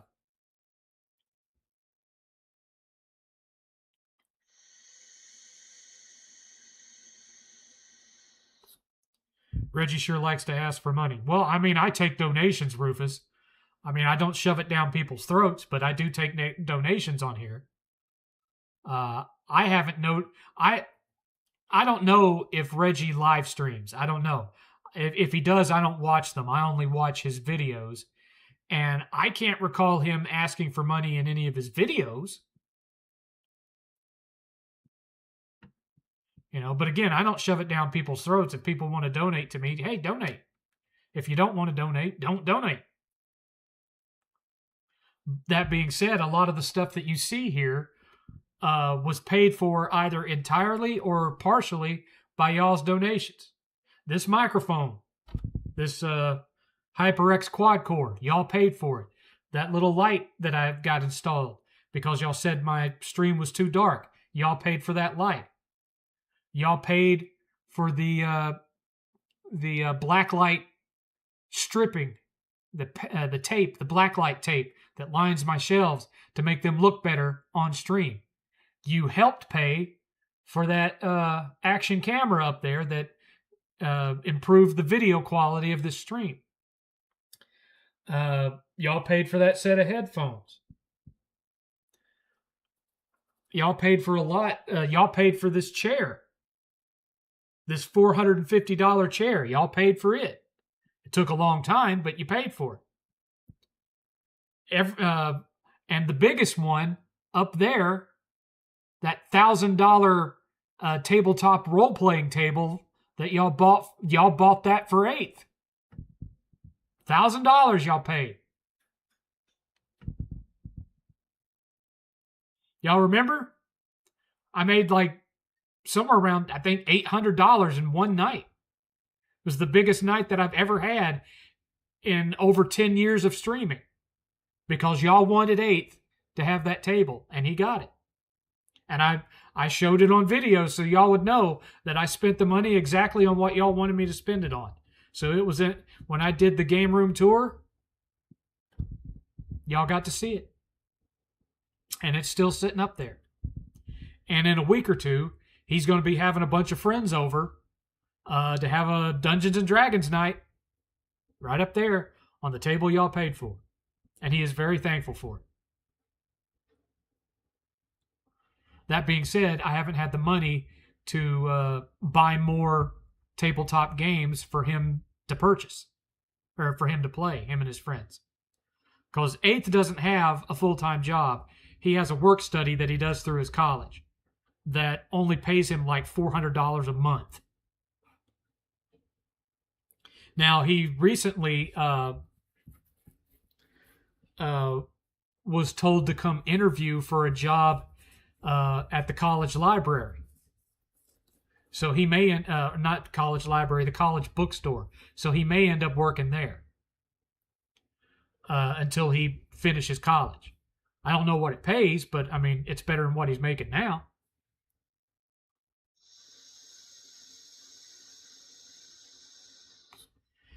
Have you played Mark's Echo Getting Up on the PS2? I don't know what that is, Nick. So I would guess I have not played it. From Catholic Cowboy, I've often wondered how genuine some of these YouTube stars are off camera. Metal Jesus comes off nice, but I'm not sure how it... Well, again, I've never met him. There are some people that I could tell you. Billy and Jay from the Game Chasers. Rest in peace, Billy. I miss you so much. They are exactly who you see on camera. What you see on their show is exactly how they are. 24/7. Aside from, personal stuff and, when they've had, bad times and stuff like that, of course. But as far as like just hanging out with them, what you see on the show is exactly what it's like to hang out with them in real life. 8-Bit Eric, hanging out with 8-Bit Eric is exactly like what you see on his show.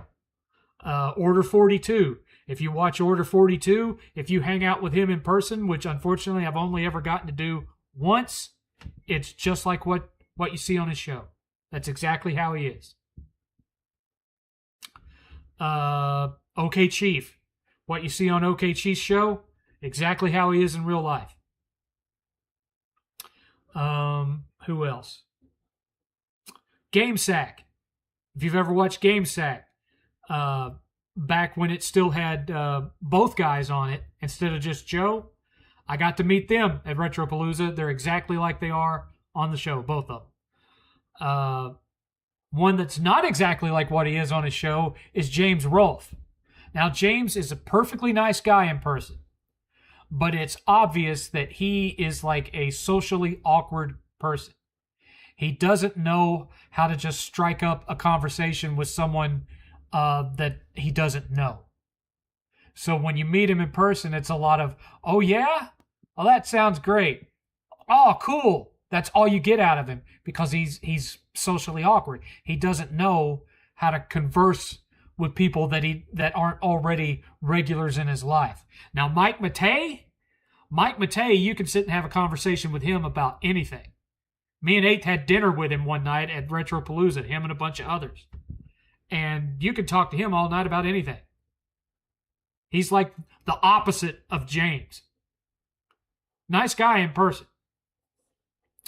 Well, you already know how I feel about Wood. I mean, Wood's perfectly nice and perfectly polite in person. And that's all I'll say. That's all I'll say. I've had him in my house. I've had dinner with him at the cons. I've hung out with him at the cons. He's perfectly nice in person. That's all I'll say. I've said enough on that topic as it is. Behind Tyler Esposito from My Retro Life. Awesome in person. His kid is great. His wife is great. And he's exactly what he is on his show. When you meet him in person, you watch the show, same thing.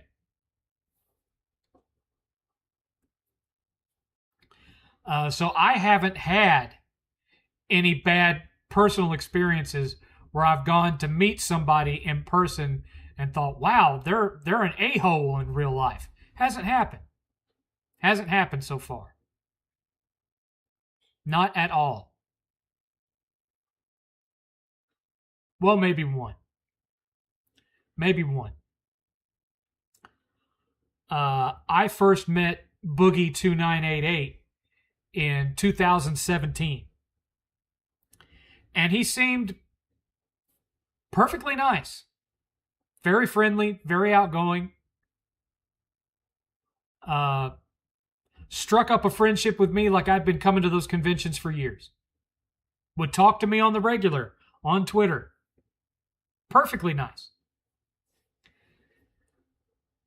But then all those allegations about him came out, and his channel started to tank.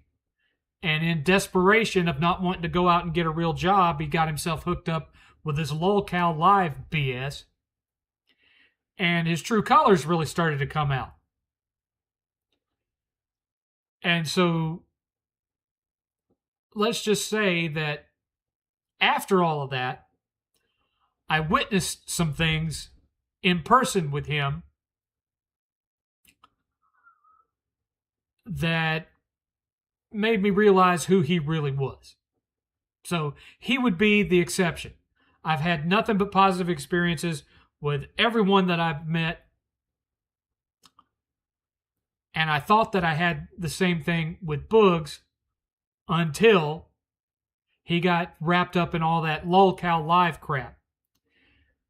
And now I don't want anything to do with it.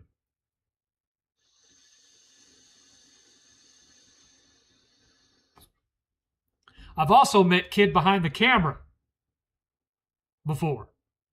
And he was perfectly nice to me when I met him. But at the same time, he has issues too. But as far as like the real inner circle of like the YouTube gaming community, the YouTube retro gaming community, I've never had a bad experience. I've heard things about people I haven't met. But personally, people have welcomed me into that community like they've known me all their lives. And so, no complaints there. Eric, stand-up dude. Jay, stand-up dude. Billy was the best of all of them. And I don't mean that in a negative way for anyone else. If you asked any of them, they would tell you the same thing.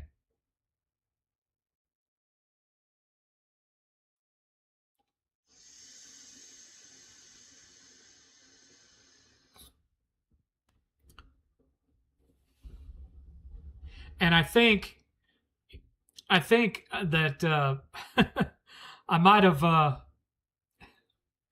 worn out my welcome a little bit with Rob, so I've been kind of trying to give him a little more space, because the thing of it was, I work from home, Billy worked from home, and my job is very high stress.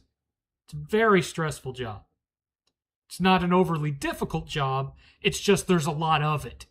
And it takes up a tremendous amount of my life, this job.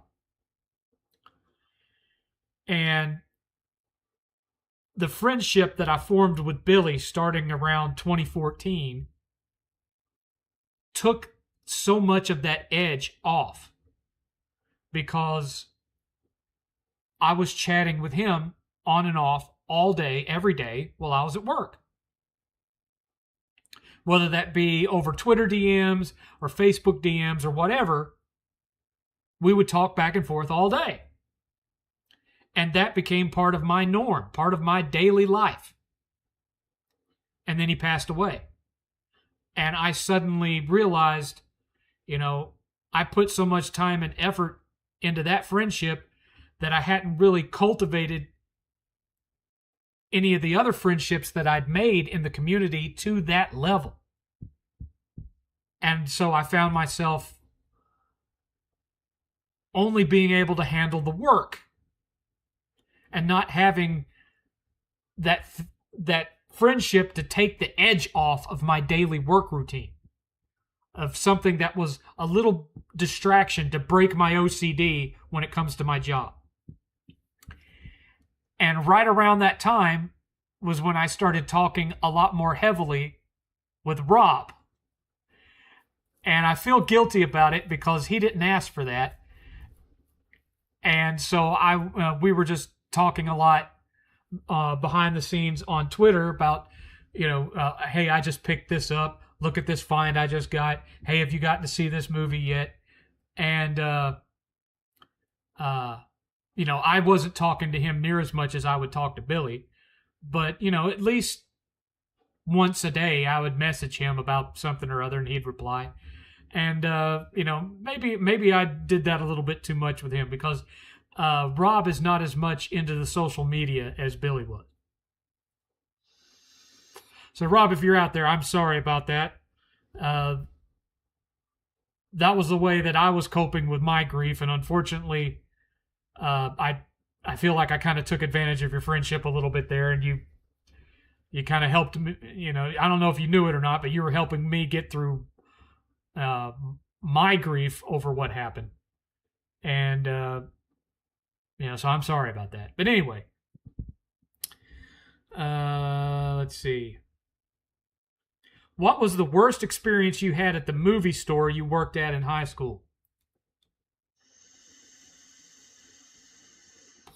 One night, I never really had any bad experiences in the store, aside from some creeper guy that came in one night and was trying to convince me to watch The Last Temptation of Christ. And I was telling him, I don't have any interest in watching that movie.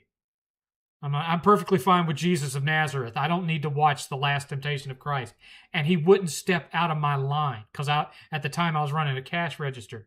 And he was like refusing to leave until I would agree to watch that movie. That's the only creepy thing that happened in the store. Plenty of things outside of the store, because it was a video store inside the Farmore drugstore. And which was right next door to Hamilton Place Mall. Now I think it's like a Goodies Sports or something like that. Or it was the last time I was in Chattanooga, which was almost 20 years ago. So one night I walked outside and somebody had slashed all 4 of my tires. My dad came and picked me up, left the car there overnight, because it was a piece of crap Escort. If anything else happened to it, who cares? He brings me back up there the next day. Does he call a tow truck? No.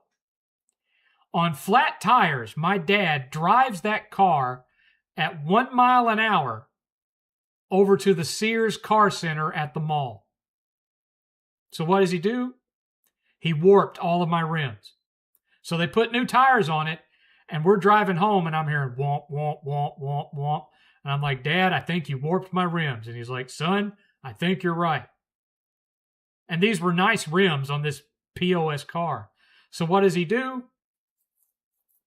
He goes to the junkyard, and he buys 4 old-ass plain wheels to put on this Escort. It was a 1987 Ford Escort. He got it for cheap because the former owner was an old lady who died in it.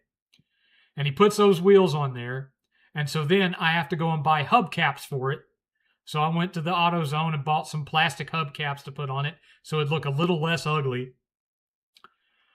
And then, a few months later, I get in the car and I'm leaving the Farmore, and I have to come down around the loop and come out of the main entrance into the Hamilton Place Mall area and pass this Chinese restaurant. Or, no, Japanese restaurant. It was a hibachi grill style restaurant. Can't remember the name of it now. There was a girl that I really liked that used to work there at the bar. But anyway, right as I'm coming around the curb where that Japanese restaurant is, big chunk of my transmission just falls off the car, and my steering wheel just starts spinning in a circle like this, and my car just coasts to the right and comes up on the curb.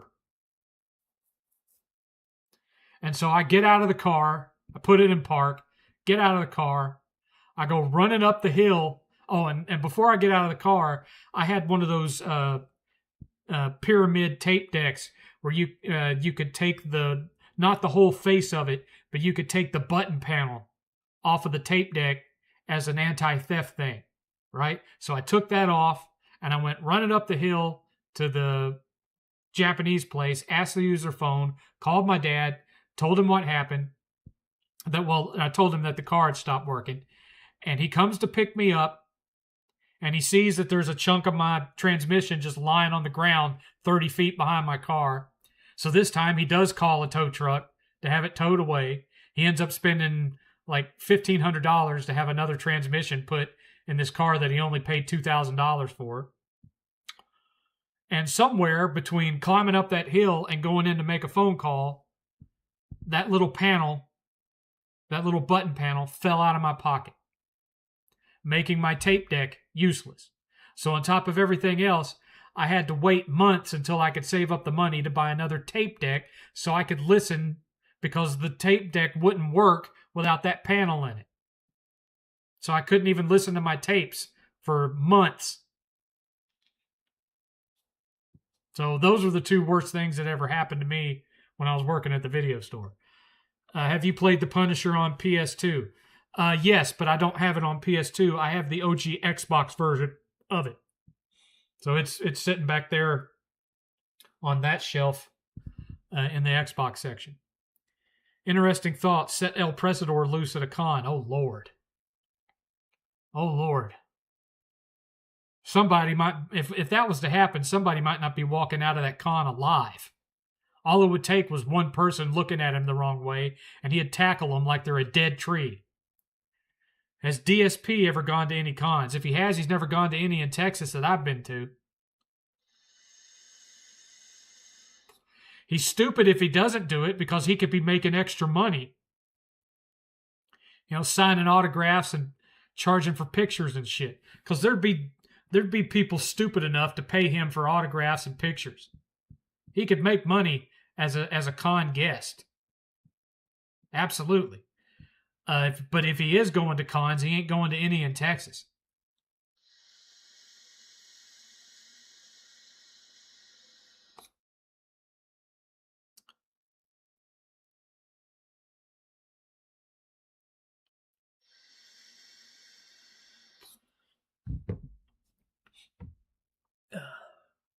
I'll tell you one person I really would like to meet. Because as far as I know, he's never made the the plane flight down to Texas for Retropalooza, as far as I know. If he has, he did it before I ever showed up in Texas, and that's Johnny Millennium from Happy Console Gamer. I'd love to meet Johnny Millennium. He and I have had brief little conversations. He's shown up on the 7thCast a couple of times, made a couple of donations. Hey, great to see you. Welcome to the community. You know, we've had some interaction. And we've talked on DMs some.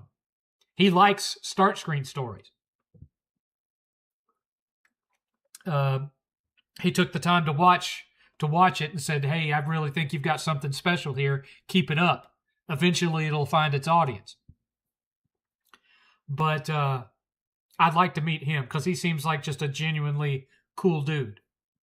Oh, another one that I've met, of course, who is exactly in person what he's like on camera, Alpha Omega Sin. Great dude. Cool little dude.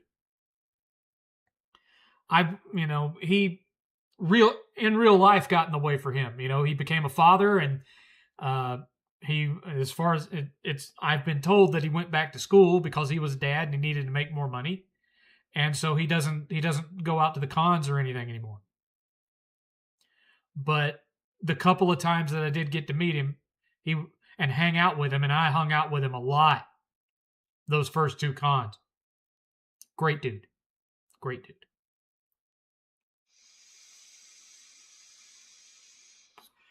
Was Grand Theft Auto 3 as revolutionary of a title as they say? No, because Shenmue did it first. Shenmue did it on Dreamcast before GTA 3 came out.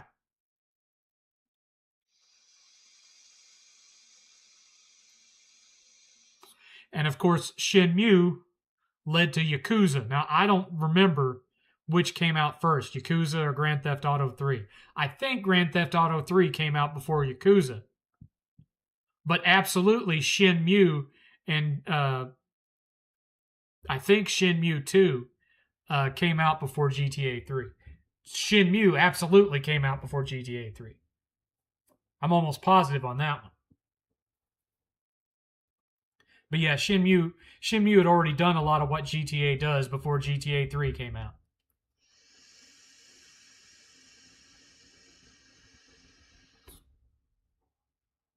Now, I'm not saying that Rockstar ripped off Shenmue. For all I know, they were both in development around the same time. For all I know. I just know that Shenmue hit Dreamcast, what?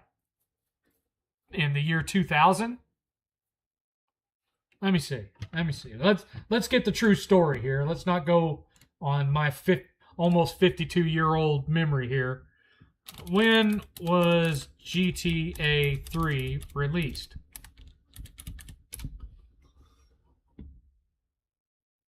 That means you're supposed to answer the question.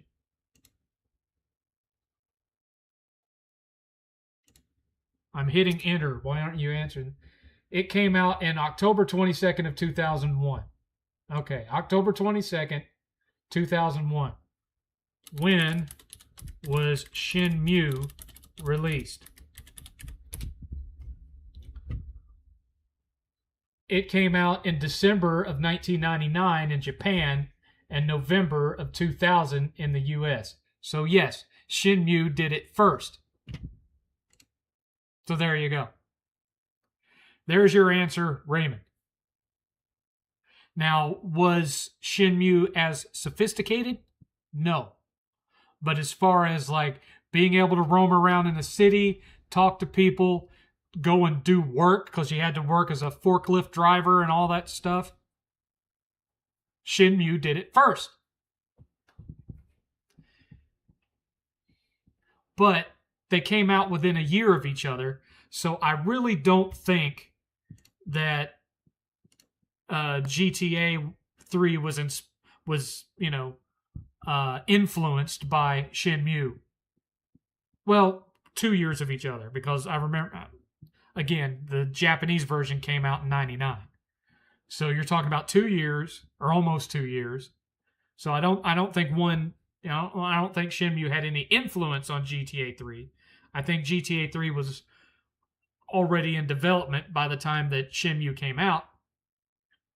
But yeah, Shenmue beat him to the punch by 2 years. And of course, that evolved into Yakuza.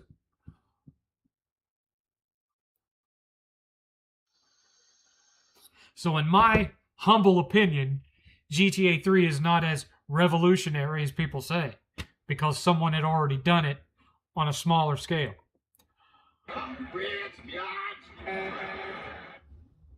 Why did that go off? I didn't even get a pop-up.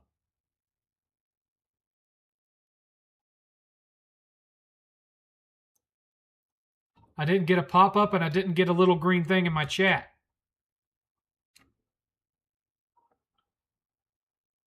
Oh, there it is. It's late. Why didn't I not get my little... Where's my donation notification? Is it buried too far down now? Yeah, it's buried way down here. Let's move it up here so that... This is the thing about OBS. Your list of sources, where you put them in order, can make it to where you don't see them on your screen when they pop up. So the donation happened, and you heard the alert, but I didn't get the little pop-up up on the screen letting me know that it happened. Because the donation alert had somehow gotten scrolled too far down on the list of sources. It's like the farther down it is, the less of importance OBS puts on it. It's freaking stupid. But anyway, from Opinionated Junkie. Opinionated Junkie donates $2. Thank you for that, sir. Mauler, the only one who hates Brand New Day. Who is Mauler? I don't know a Mauler. Anyway, there's your dollar bill. Thank you for the $2, Opinionated Junkie. I don't know who Mauler is. But I appreciate you. Anyway, one other thing I need to do here.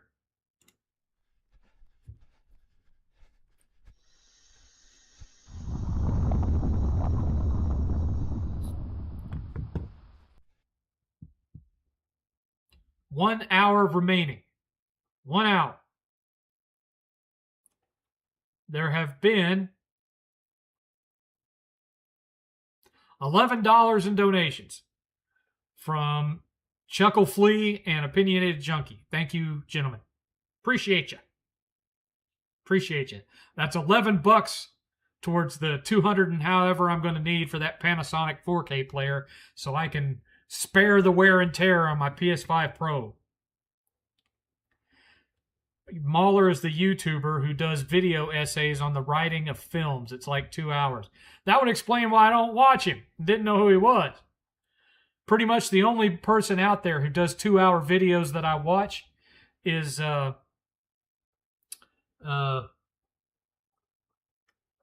what's his name? The horror guy that I'm always recommending. Hold on. Who's that horror guy that my memory is like crap today. I don't know what it is. But my memory is like garbage lately. Let's see.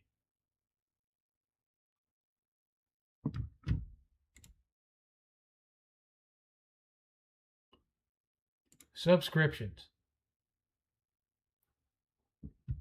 Show more.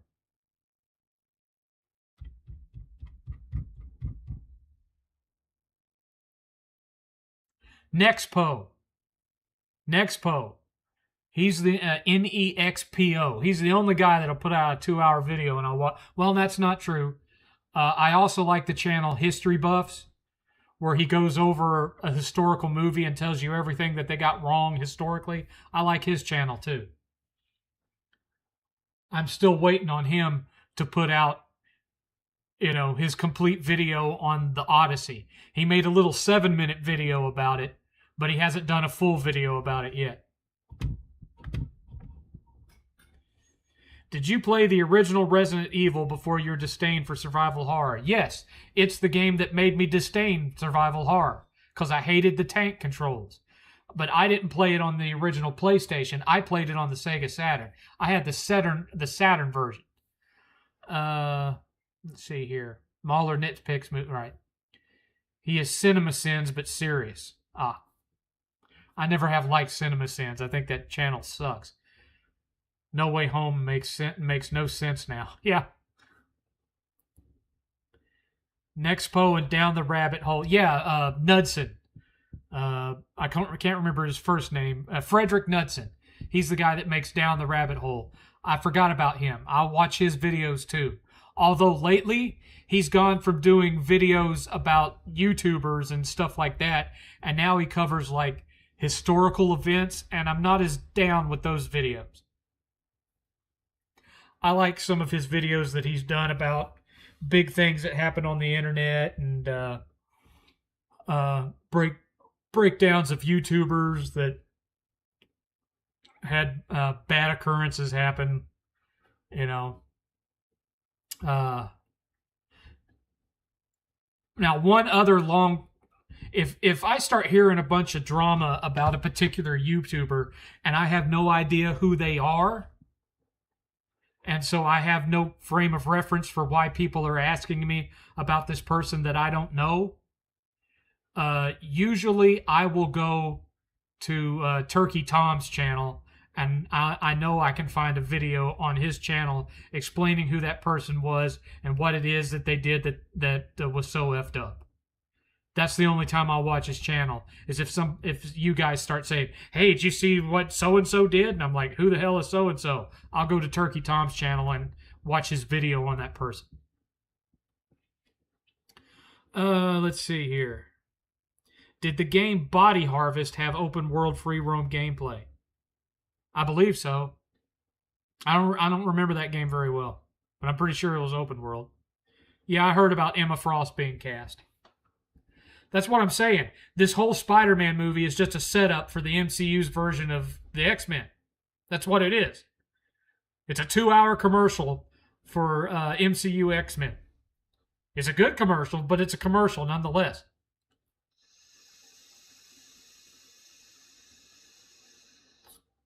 I kind of miss when Marvel would still do a standalone movie that didn't have to be connected to their bigger plots. That's why I like the original Captain America, the original Doctor Strange, and the original Iron Man so much. It's because they weren't setting up an Avengers movie.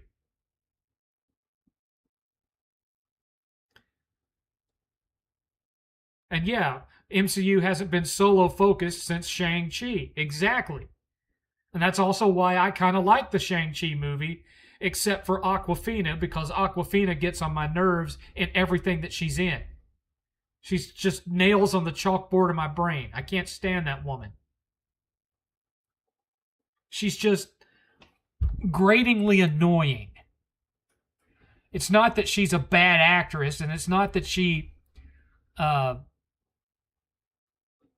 doesn't play an integral role in the part. It's just her persona in general annoys me. I mean, have you ever been around somebody that just the sound of their voice bugs the crap out of you? That's her for me. She has an annoying voice. And it just bugs me. She sounds like a woman in her 50s that has a 4-pack-a-day smoking habit. And it bugs me.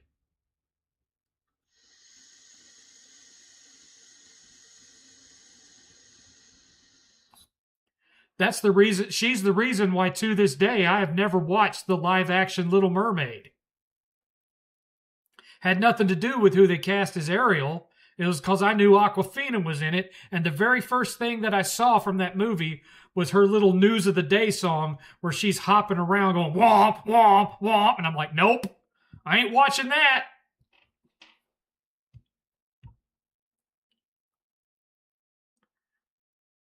If I want to hear something that sounds like an ostrich puking, I'll go to the zoo.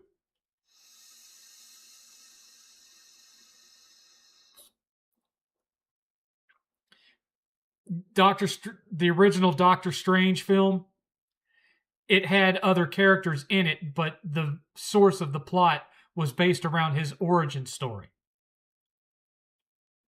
So I wouldn't say that the original Doctor Strange was not a team-up film. Doctor Strange 2, yes. But Doctor Strange 1, no. So I really like Doctor Strange.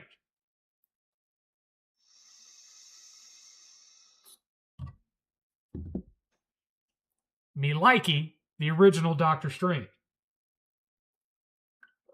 Not so likey Doctor Strange 2. Because Doctor Strange 2 was really a sequel to WandaVision with Doctor Strange playing a supporting character in it, while also setting up America Chavez, who no one cares about. I'm not saying that she would be a bad character, but she shows up in Doctor Strange 2 out of nowhere, and she's just there to be set up for the Young Avengers, and then you haven't seen her since.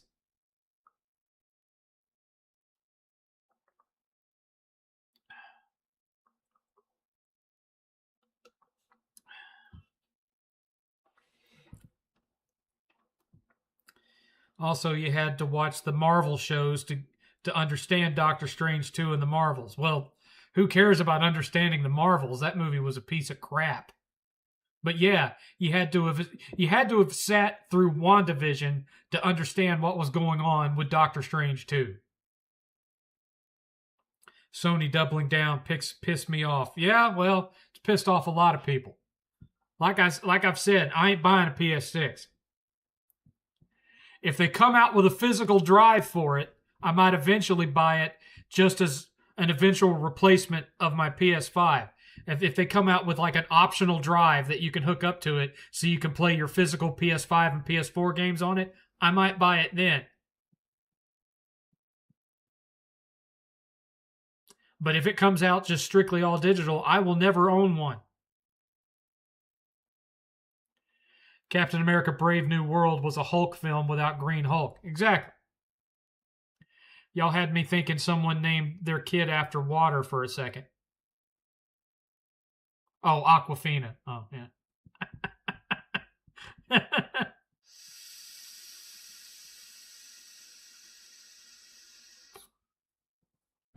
I can't think of anything that she's been in where I appreciated her contribution to it. It's like I enjoyed it in spite of her and never because of her. And Shang-Chi is the biggest example of that. I hope to God she's not in Doomsday. I know Shang-Chi is, and I'm cool with that, because I'm down for some more Shang-Chi, but I'm not down for more Aquafina. It's her rap name. Her real name is Nora. Well, she's still annoying as shit either way. What about Sentry? What about him? Sentry hasn't had his own movie.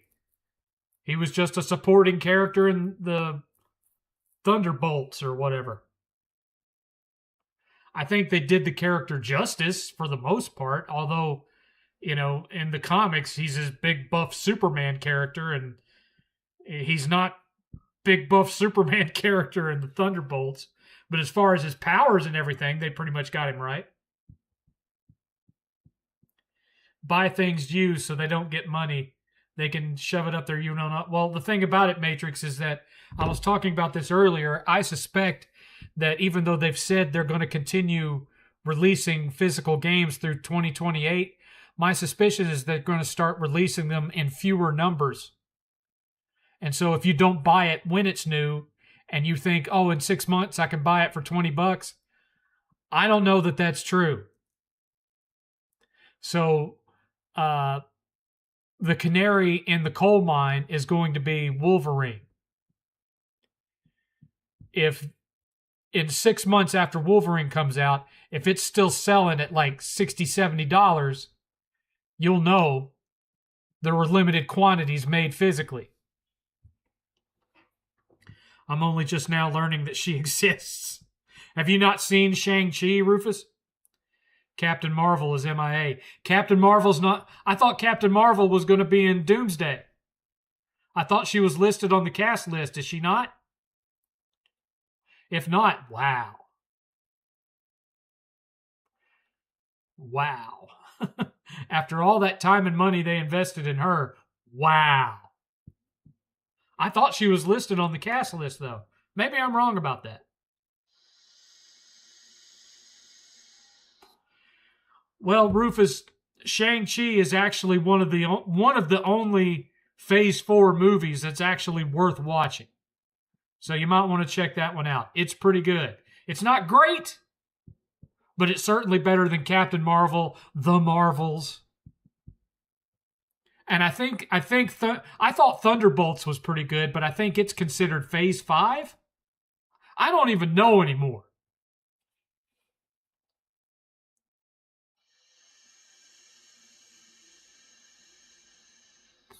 I don't even know anymore, and I don't much care. I don't much care. I wish Nolan would come back and make more Batman movies with, ancient Christian Bale. I'd wish he'd come back and do like Old Man Batman with Christian Bale. That's what I'd like to see. But I know he's not gonna, because he's an Oscar award-winning director now. He's not gonna make no superhero movie now.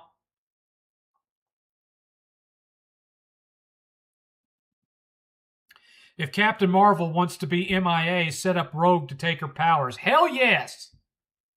Hell yes! Let's have a Rogue that actually acts like Rogue for a change. Because God knows it wasn't whatever what's-her-name was doing in those Singer X-Men movies. God, what a wasted potential of that character. That was one of the biggest things that I didn't like about the original X-Men movies, is how wrong they got Rogue. If my memory serves me well, you had a news show you tried 10 years ago. Yeah, nobody watched it, so I stopped doing it. It was called the 7th Report or the 7th Update or something like that. I don't even remember now. That's how long ago it was. I mean, Billy watched it, but nobody else watched it. I don't think a single episode of it ever got above 400 or 500 views. So I quit doing it.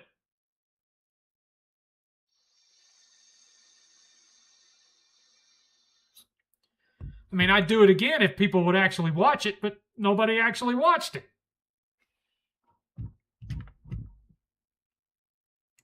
Nobody watched that stuff.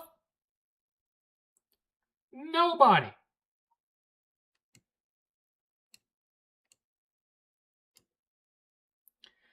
All right, so right now, people are on the poll that's winning now. It was top 10 list, but now the poll is wanting me to go back to doing news rants. Really? I mean, I put it up there just so I'd have a fourth option in there. But y'all want me to do news rants? Like Eric and Review Tech USA and to a lesser degree Spawn Wave, because he doesn't really rant, he just repeats the news. Y'all want me to be a repeat of RGT 85? Is that what y'all want? Really? If you haven't voted yet, vote. Because, I mean, I'll do news rants if that's really what y'all want that bad, but it's not like there's any talent involved in doing that stuff. You know, you pop the news story up on the screen and you read it verbatim, and then you go, well, here's my take on that. Blah, blah, blah, blah, blah, blah, blah, blah, blah, blah. Potentially controversial take, blah, blah, blah, blah, blah, blah, blah. Don't forget to like, favorite, and subscribe. Smash that like button. Here's my Patreon. Blah, blah, blah, blah, blah.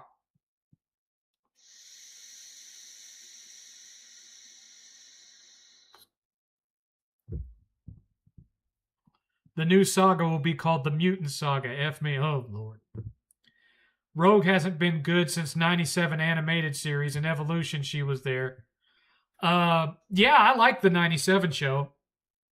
I'm not caught up on it with season 2. I'm missing. I haven't watched I think the 2 newest episodes, but I'm liking it so far. For season 2, I watch pretty much everything you do. I'm a day one. Awesome, I appreciate that, sir. I've lost a lot of my old regulars. I'll give you an example. There used to be a guy from England who would show up for every video. He'd show up for every live stream. We'd talk behind the scenes a lot. And God, what did he go by? What was his screen name? Astute Class. He called himself Astute Class. And I used to talk to him all the time. And he would show up in every video I made, regardless of what it was. It could be Trey Brotherhood. It could be a DBTS. Anything I made, he was there. And then somewhere around 2011 or 2012, he just dropped off the face of the earth. I have no idea what happened to him.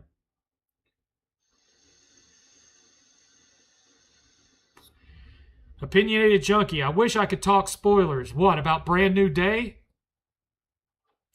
My vote is talk crap again and troll trap people. That's dead, man. YouTube don't allow that kind of crap anymore. You can get into drama fights, but I don't want to get into drama fights. That's just no. That's why drama is not listed in those options. Because I don't want to get involved in that stupid crap anymore. People take it too seriously now. They don't get into the spirit of the fun of it like in the Trey Brotherhood days. Everyone's become too sensitive. They take it to heart. No. Modern YouTube is not built for what we used to do back then. It's just not built for it.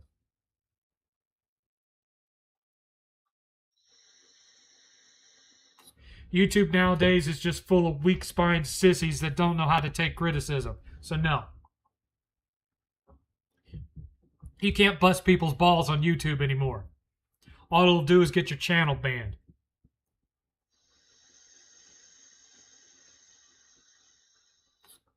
I am tired of the Punisher yelling. It's cringe now. Yeah, there's one scene where Punisher is shooting at the Hulk. And for no reason, he's going, roar, as he's shooting at the Hulk. And I'm thinking, why are you yelling? You're in a hallway. He can definitely hear you. He knows you're there. Why are you yelling? Punisher, Nick Fury, and Thor need to die. Their story is done. Well, Nick Fury's story didn't have to be done. They ruined his story with the Nick Fury miniseries on Disney+. Man, that show was dog crap, man. That show was terrible. The Nick Fury show was one of the worst things they've done. Oh. 8th cameo. Say hello, 8th. What's up? There you go. Who's on the counter? Thank you, kind sir. Yep. Don't get into too much trouble up there. Oh no, all the trouble I can get into upstairs.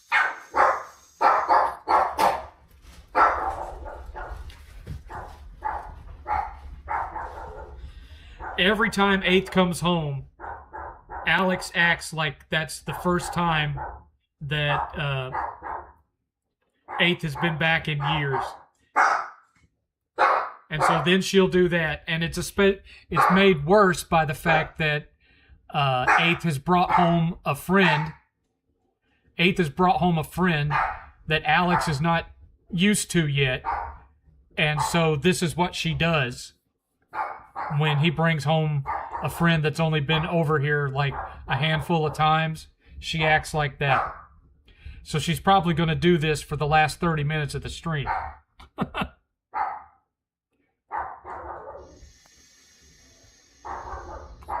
Secret Invasion. Yeah. Oh, God. That show was terrible.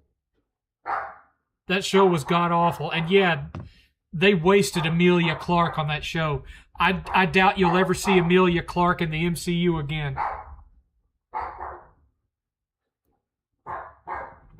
I doubt you'll ever. There's a bunch of characters that you'll never see again. Did you see the news about how they canceled season 2 of Wonder Man? I actually liked that show because it wasn't like anything else in the MCU. And they finally set him up to be the Wonder Man character at the end of the show, and they canceled the show. I actually liked that show.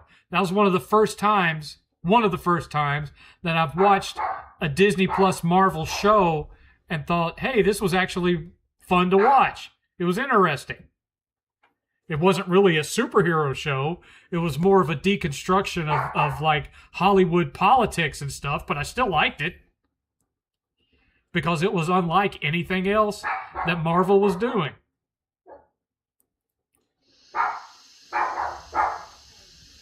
That just irritates me. It's like they finally put out something that's like, decent to watch and they cancel it. Now, of course, they canceled it because I was probably one of the few people that actually watched it because they burned so many of their bridges by the time it came out. But it was a good show. It was a good, interesting show. Oh, well. Oh, well, folks. Oh, well.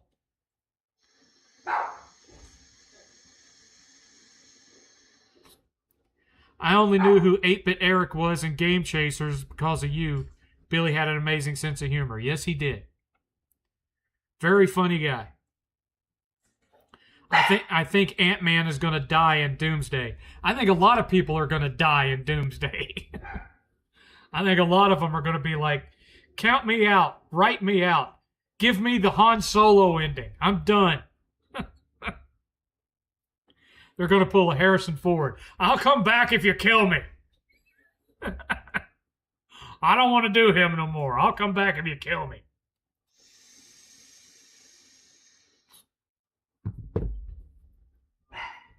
Han Solo should have died at Empire. I'll come back if you kill me off.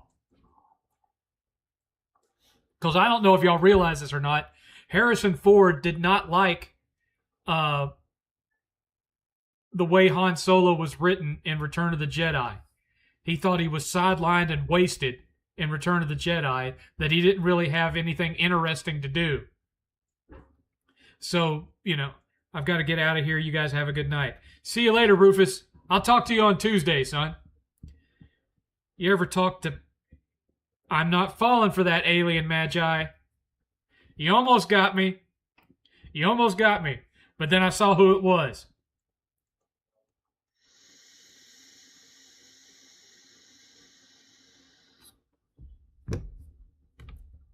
Just for that, you should donate. That's a new rule. Every time Alien Magi tries to pull that crap on me and fails, he should donate $2.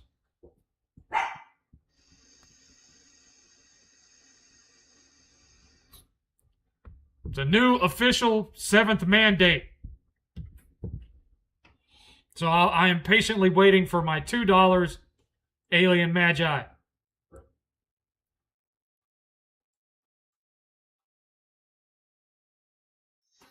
I'm not falling for that one either, Alien. I'll be there, bro. See you then, Rufus. See you then. Enjoy the rest of your weekend, sir.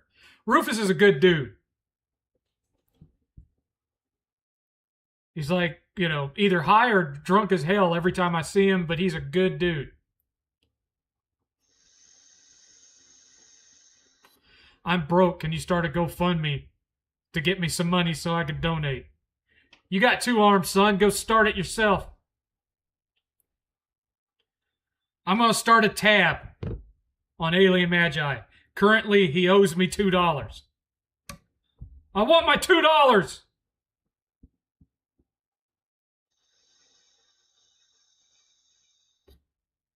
I didn't ask for a dime. $2. Cash.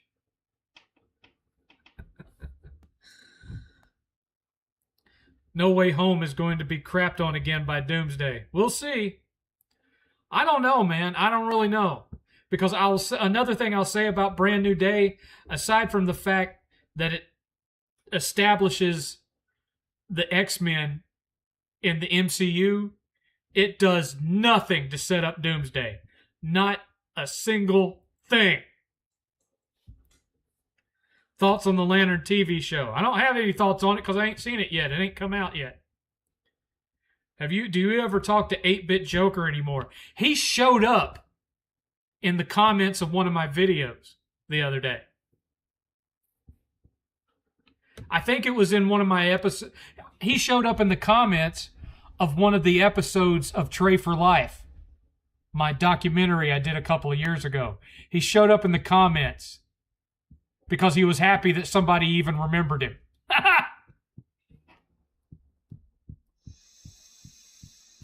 I gotta admit, I never have been able to stand the guy, but I got a laugh out of that, seeing him show up in the comments after all these years.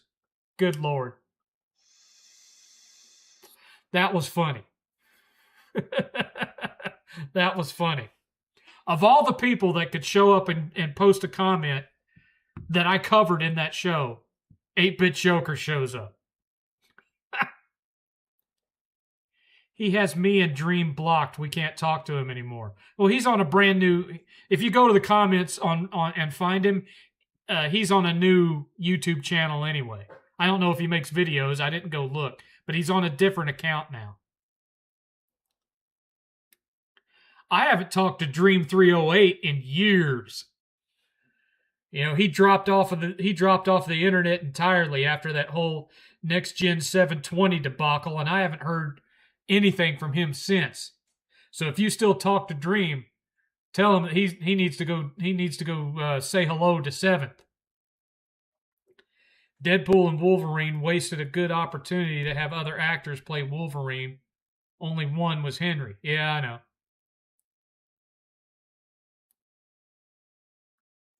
He blocked us on that one. He still makes videos. Next Gen 720 is one I never hear from anymore either. Now, Hard 8 Times. Dream's been in my live streams. If he was going under a name I didn't recognize. Hard 8 Times. He and I squash things. So he and I are cool now. We still talk a little bit back and forth over Twitter every now and again. So him and me are cool. But Next Gen 720, nah. I'll never talk to him. And he's afraid to talk to me.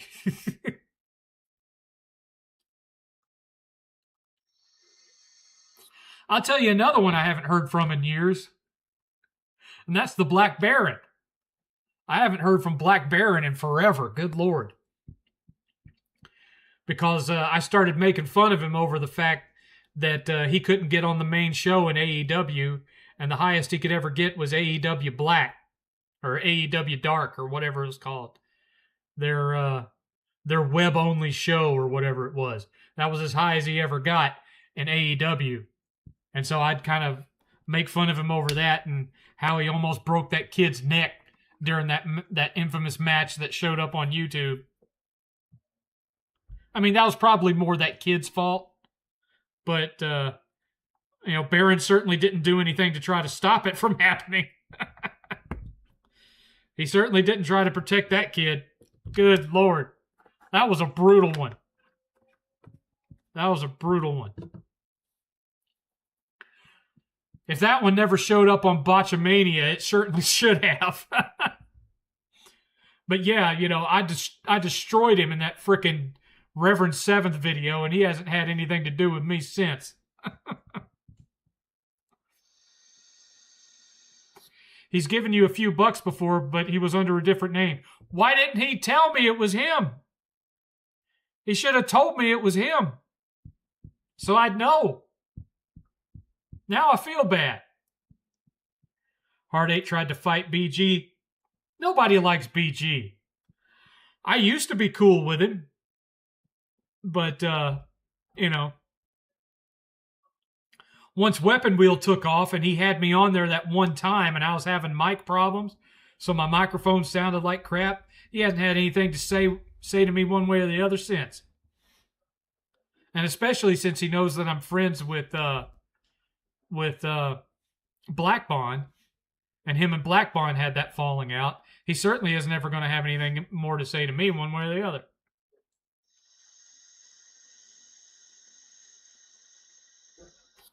Ryan Reynolds is learning that he can't pull what he did with Fox with Disney Marvel. Oh, I'm sure. Have you heard of Griffin Gaming? Yes, I'm familiar with Griffin Gaming. Never had any interaction with him, though. Did you know DSP spends tens of thousands of dollars on the WWE Champions mobile game? Yeah, I'd heard about that. Man's a moron. That man's got less sense than God gave a baboon's ass.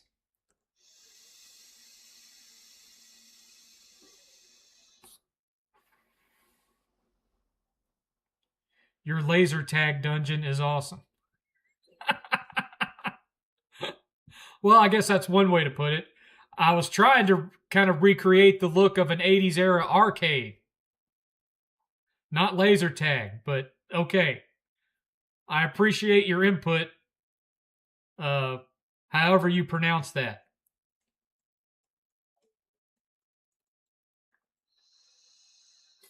Griffin Gaming is a racist now. He got big because he sounds like Leafy.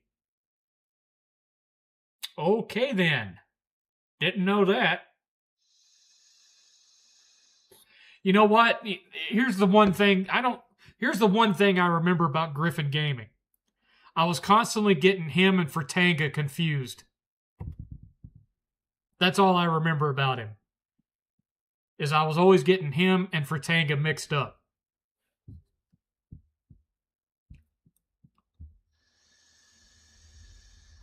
We got about 15 minutes, folks. 15 minutes left.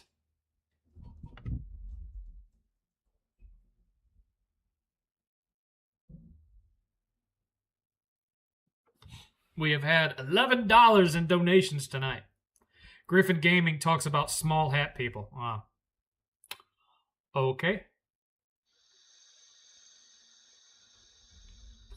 Very understandable confusion. I don't know, man. I don't know why. I've never really had any interaction with Fratanga either, but I get those two confused. Griffin Gaming makes full reviews without finishing the game. Well, I mean, I've done that a couple of times because the game was so bad I turned it off. Couldn't stand playing it anymore. Are there any surprising games you have not played yet? Well, how would I know if they were surprising if I haven't played them to be surprised? Fratanga tried to go after Razor Fist and got ignored. Well, that's Razor Fist. Razor Fist doesn't seem, at least in my estimation, doesn't seem to have as thick of a skin as he likes to let on. And I still watch Razor Fist from time to time, if it's a topic that I'm interested in. But I trolled him on Twitter once over his Final Fantasy 13 review, and he blocked me for it. And it wasn't even like a mean or malicious little troll. It was just a little troll comment, and blocked me.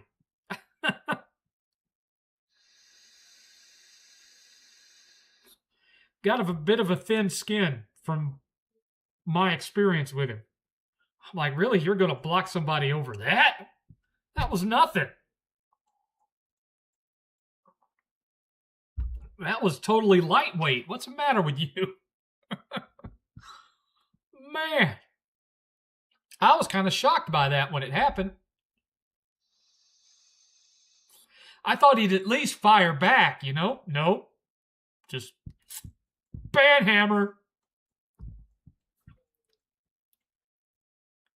Razor pretty much did the right thing and left the Side Scrollers crew after Smash JT tried to cancel him last year. Smash JT tried to cancel Razor Fist. Now that's one where I don't agree with the rest of the community, because a lot of the community, like the retro gaming community, forgave Smash JT, because when Smash first went at one point he was doing like gaming news and, here's a retro game I like, blah blah blah. And when he saw that Tipster took off after he stopped covering gaming news and started covering drama, he switched to covering drama stuff with a mixture of gaming news rants in there. And so when Smash JT first made that change, he tried to be the next Retro Rick, and he was attacking YouTubers all over the retro community.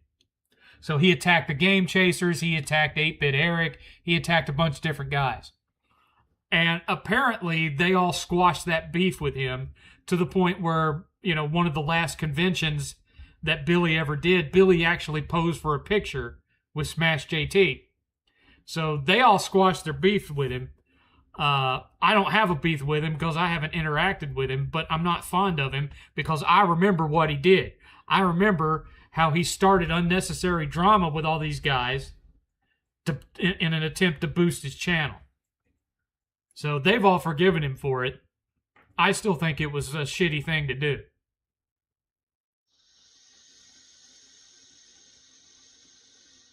But I was not aware that Smash JT tried to cancel him. I don't even know what he would have tried to cancel him for. Being a Republican, maybe?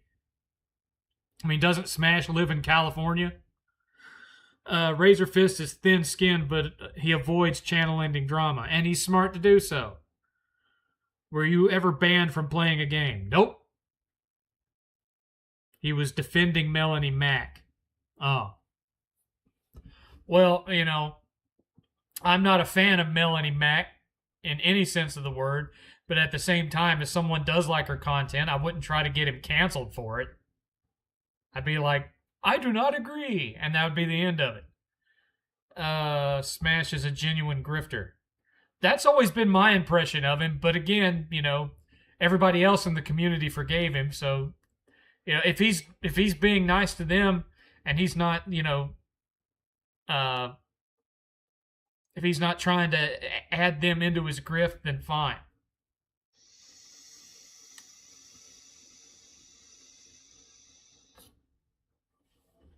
Again, I haven't had any interaction with him at all.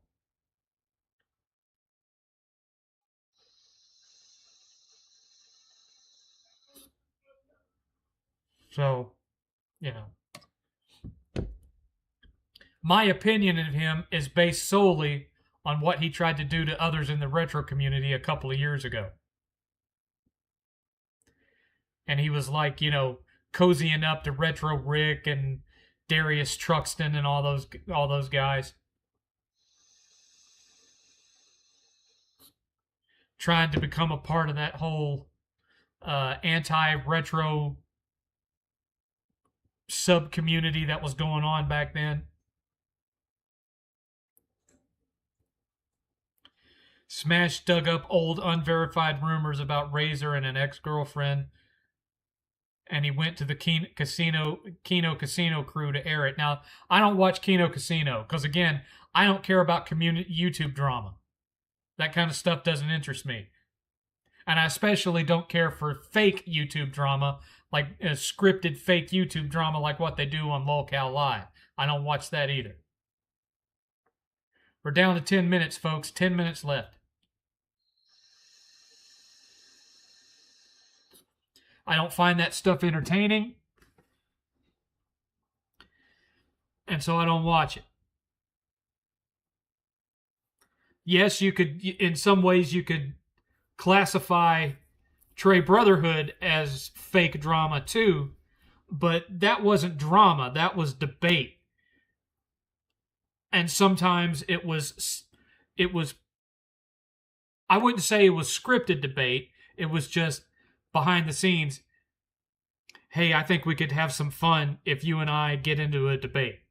Okay, we can get into a debate. That's what it was. It wasn't, I'm going to say this and then you can say that. And I mean, now with General MLD, I would come to him and say, hey, that was a pretty fun point you put, but I got a counter to it. And he was like, okay, I can't wait to see what the counter is. That's what went on with me and General MLD. We never did sit down and say, well, I'm going to say this, and then you can say that, and then I'm going to bring in your mother and an ex-girlfriend you used to be involved. None of that. I mean, when we debated, we were legitimately trying to outdo each other and outdebate each other. But we were friendly behind the scenes, and that's what the Trey Brotherhood was. It wasn't scripted, fake drama like what you get on Locale Live. It was real debates between people that were friends behind the scenes. It was like, I've said this before, it's like that old Warner Brothers cartoon where the sheepdog and the wolf are constantly fighting each other all day, and then at the end of the day, they punch their time cards and they go off to the bar together. That's what Trey Brotherhood was. Kino Casino fans dox people. That's all the more reason for me to not get into that show. As much as I always hated the quartering, if he did get the Kino Casino Clips channel banned, I wouldn't complain. There's another one I don't watch. I don't watch the quartering. I never did watch the death match or whatever it was called that had like Ralph in it. I can't even remember what his name is, but something Ralph. I never got into him. The only person that's in those circles that I ever got into watching was Mr. Medicare. But I started watching him back in 2014 when he was calling himself the Internet Aristocrat. And he was covering the whole Gamergate thing. That's when I started watching Mr. Medicare. I find him amusing. But even then, I don't even consider him a part of that community, even though I know he's shown up on their shows before. I consider him like a standalone little island that comments on that community.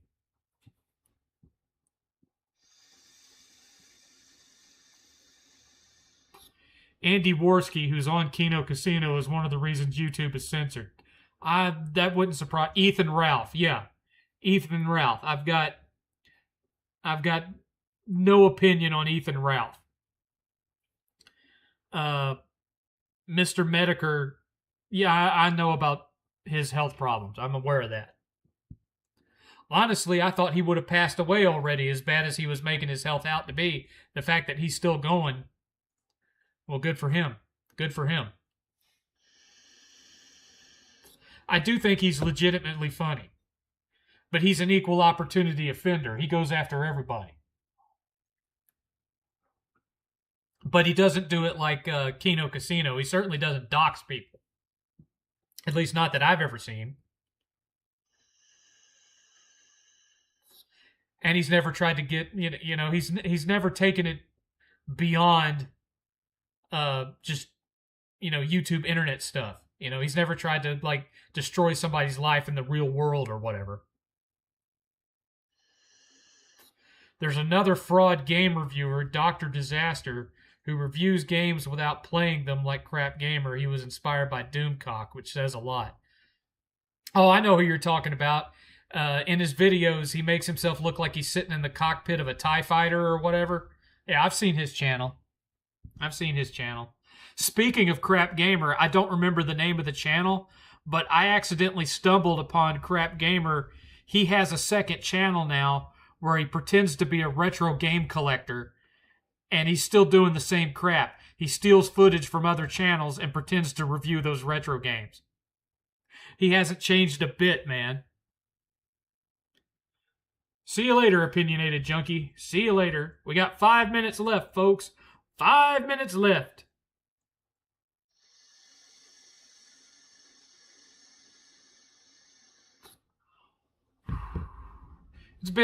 I'll say this, there still hasn't been as many people commenting as I would normally get. But it has been a livelier discussion than last week was. Last week was bad, man. Last week was rough. And that's my fault, really. It's my fault because I went 3 weeks without posting without going live.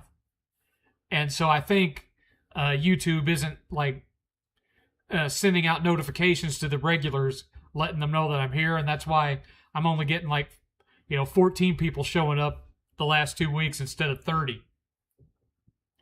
I mean, I still have the same number of people that are watching the replay.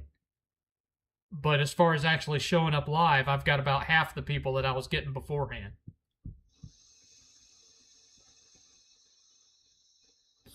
That's okay. That's okay.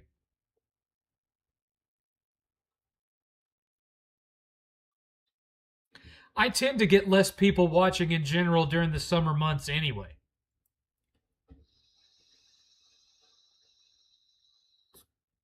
Because during the summer months, it's nice and warm outside. You're going out and you're going to see movies or you're going to do whatever. You're not sitting at home, watching a fat ass talking about movies and games. Albeit I am almost 50 pounds less a fat ass now. I mean, you see how my shirts are getting too big for me. They're getting too big. Thing of it is, I don't have the money to buy new shirts. So, I'm having to wear the same big baggy shirts, and I'm having to wear the same pants that are now 2 sizes too big for me, and I'm just having to cinch the belt. Because when I look at myself in the mirror, I don't look any thinner to myself when I look at myself in the mirror. But I know I am getting thinner because I'm having to pull that belt tighter and tighter every week to keep my pants from falling off of me. I don't know if I'll make it next week. I got a party next Saturday. That's all right, son. That's all right. Summer means social reject season is over. Well, not for me. Not for me, because the only time I leave my house now is when I go to see a movie. I put $20 worth of gas in my car. That put it up to over 3/4 of a tank. It bought $20, bought 5.8 gallons of gas, and that put me up to 3/4 of a tank. That's the first time I've had to put gas in my car in a year. Because the only time I ever drive it anywhere is when I'm going to see a movie. I don't even drive to Retropalooza anymore. 8th drives me in his car. Because my car's 10 years old. It's a 2016 Challenger. I mean, true, it's only got 34,000 miles on it, but it's still a 10-year-old car, so I don't trust it to make a 3-hour drive in it anymore. So I'm mainly paying for insurance on that thing just as a precautionary measure in case I need a car and 8th ain't around to drive me somewhere. I could save myself another $100 a month by selling that thing and just canceling the car insurance on it. Of course, I don't know what that would do to my homeowner's insurance as far as the cost of it, because I get a discount because of the fact that my homeowner's insurance is through the same company that my car insurance is through. So I just continue paying $100 a month on my car insurance to have that 10-year-old car that, needs a deep clean and needs new weather stripping around the windshield and whatnot, because the weather stripping is starting to fall apart. Because I don't even park it in the garage. I leave it outside. I need to get the car washed and I need to get the weather stripping replaced. Nobody in town will do replacement weather stripping. I'd have to take it to a certified Dodge dealership to get that done. God knows how much that would cost.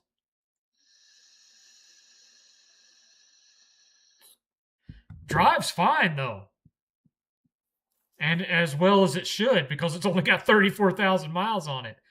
But, I'm thinking about when I get my bonus next year, assuming I get a bonus next year with the economy getting ready to take a header when that AI bubble bursts. I was thinking next year of going ahead and getting the fuel pump and the alternator replaced, because those are always the first 2 things to go on a car. For you youngins out there, that's the first 2 things that always go out on a traditional car, is your alternator and your fuel pump. And mine is all original 10-year-old parts. So I'm just waiting for one of those 2 to die. Has the weight loss slowed down or increased, or is it still slow? Well, I was losing like between 4 and 7 pounds a week. And now all of a sudden, for the past 3 weeks, it's been 1 pound here, 2 pounds there, 1 pound here. So it's actually slowed down from what it was the first couple of months. So when I go to see the doctor again in September, he's probably going to recommend upping the dosage to something above 7.5. Probably. I haven't done anything different, so I don't know why it would slow down. But yeah, like this past week, I did my weigh-in yesterday. I'd only lost another pound. I was hoping to be 15 pounds lighter at the end of July than I am. So kind of disappointed about that. But anyway, it's 9 o'clock. So this is where I shall leave you folks. I do appreciate all of you coming by and hanging out with me and chatting with me about various things. It was a lot more. It was a lot more fun than last week was. I'll say that. And be thinking about what you want to ask me next week. Oh, before I forget, I need to check the end results here. Okay, the poll, 37% news rant. So I guess the next video that I've got to make is to do some kind of rant on the news. Well, crap. Okay. Next time I make a video, it'll be a news rant. I'll find something that's pissing me off and I'll make a video on it. But anyway, I will see you guys again next week, hopefully. I don't know if I'm going to be on call next week or not, so hopefully not. But I will be back. Same 7th time, same 7th channel. Y'all have fun.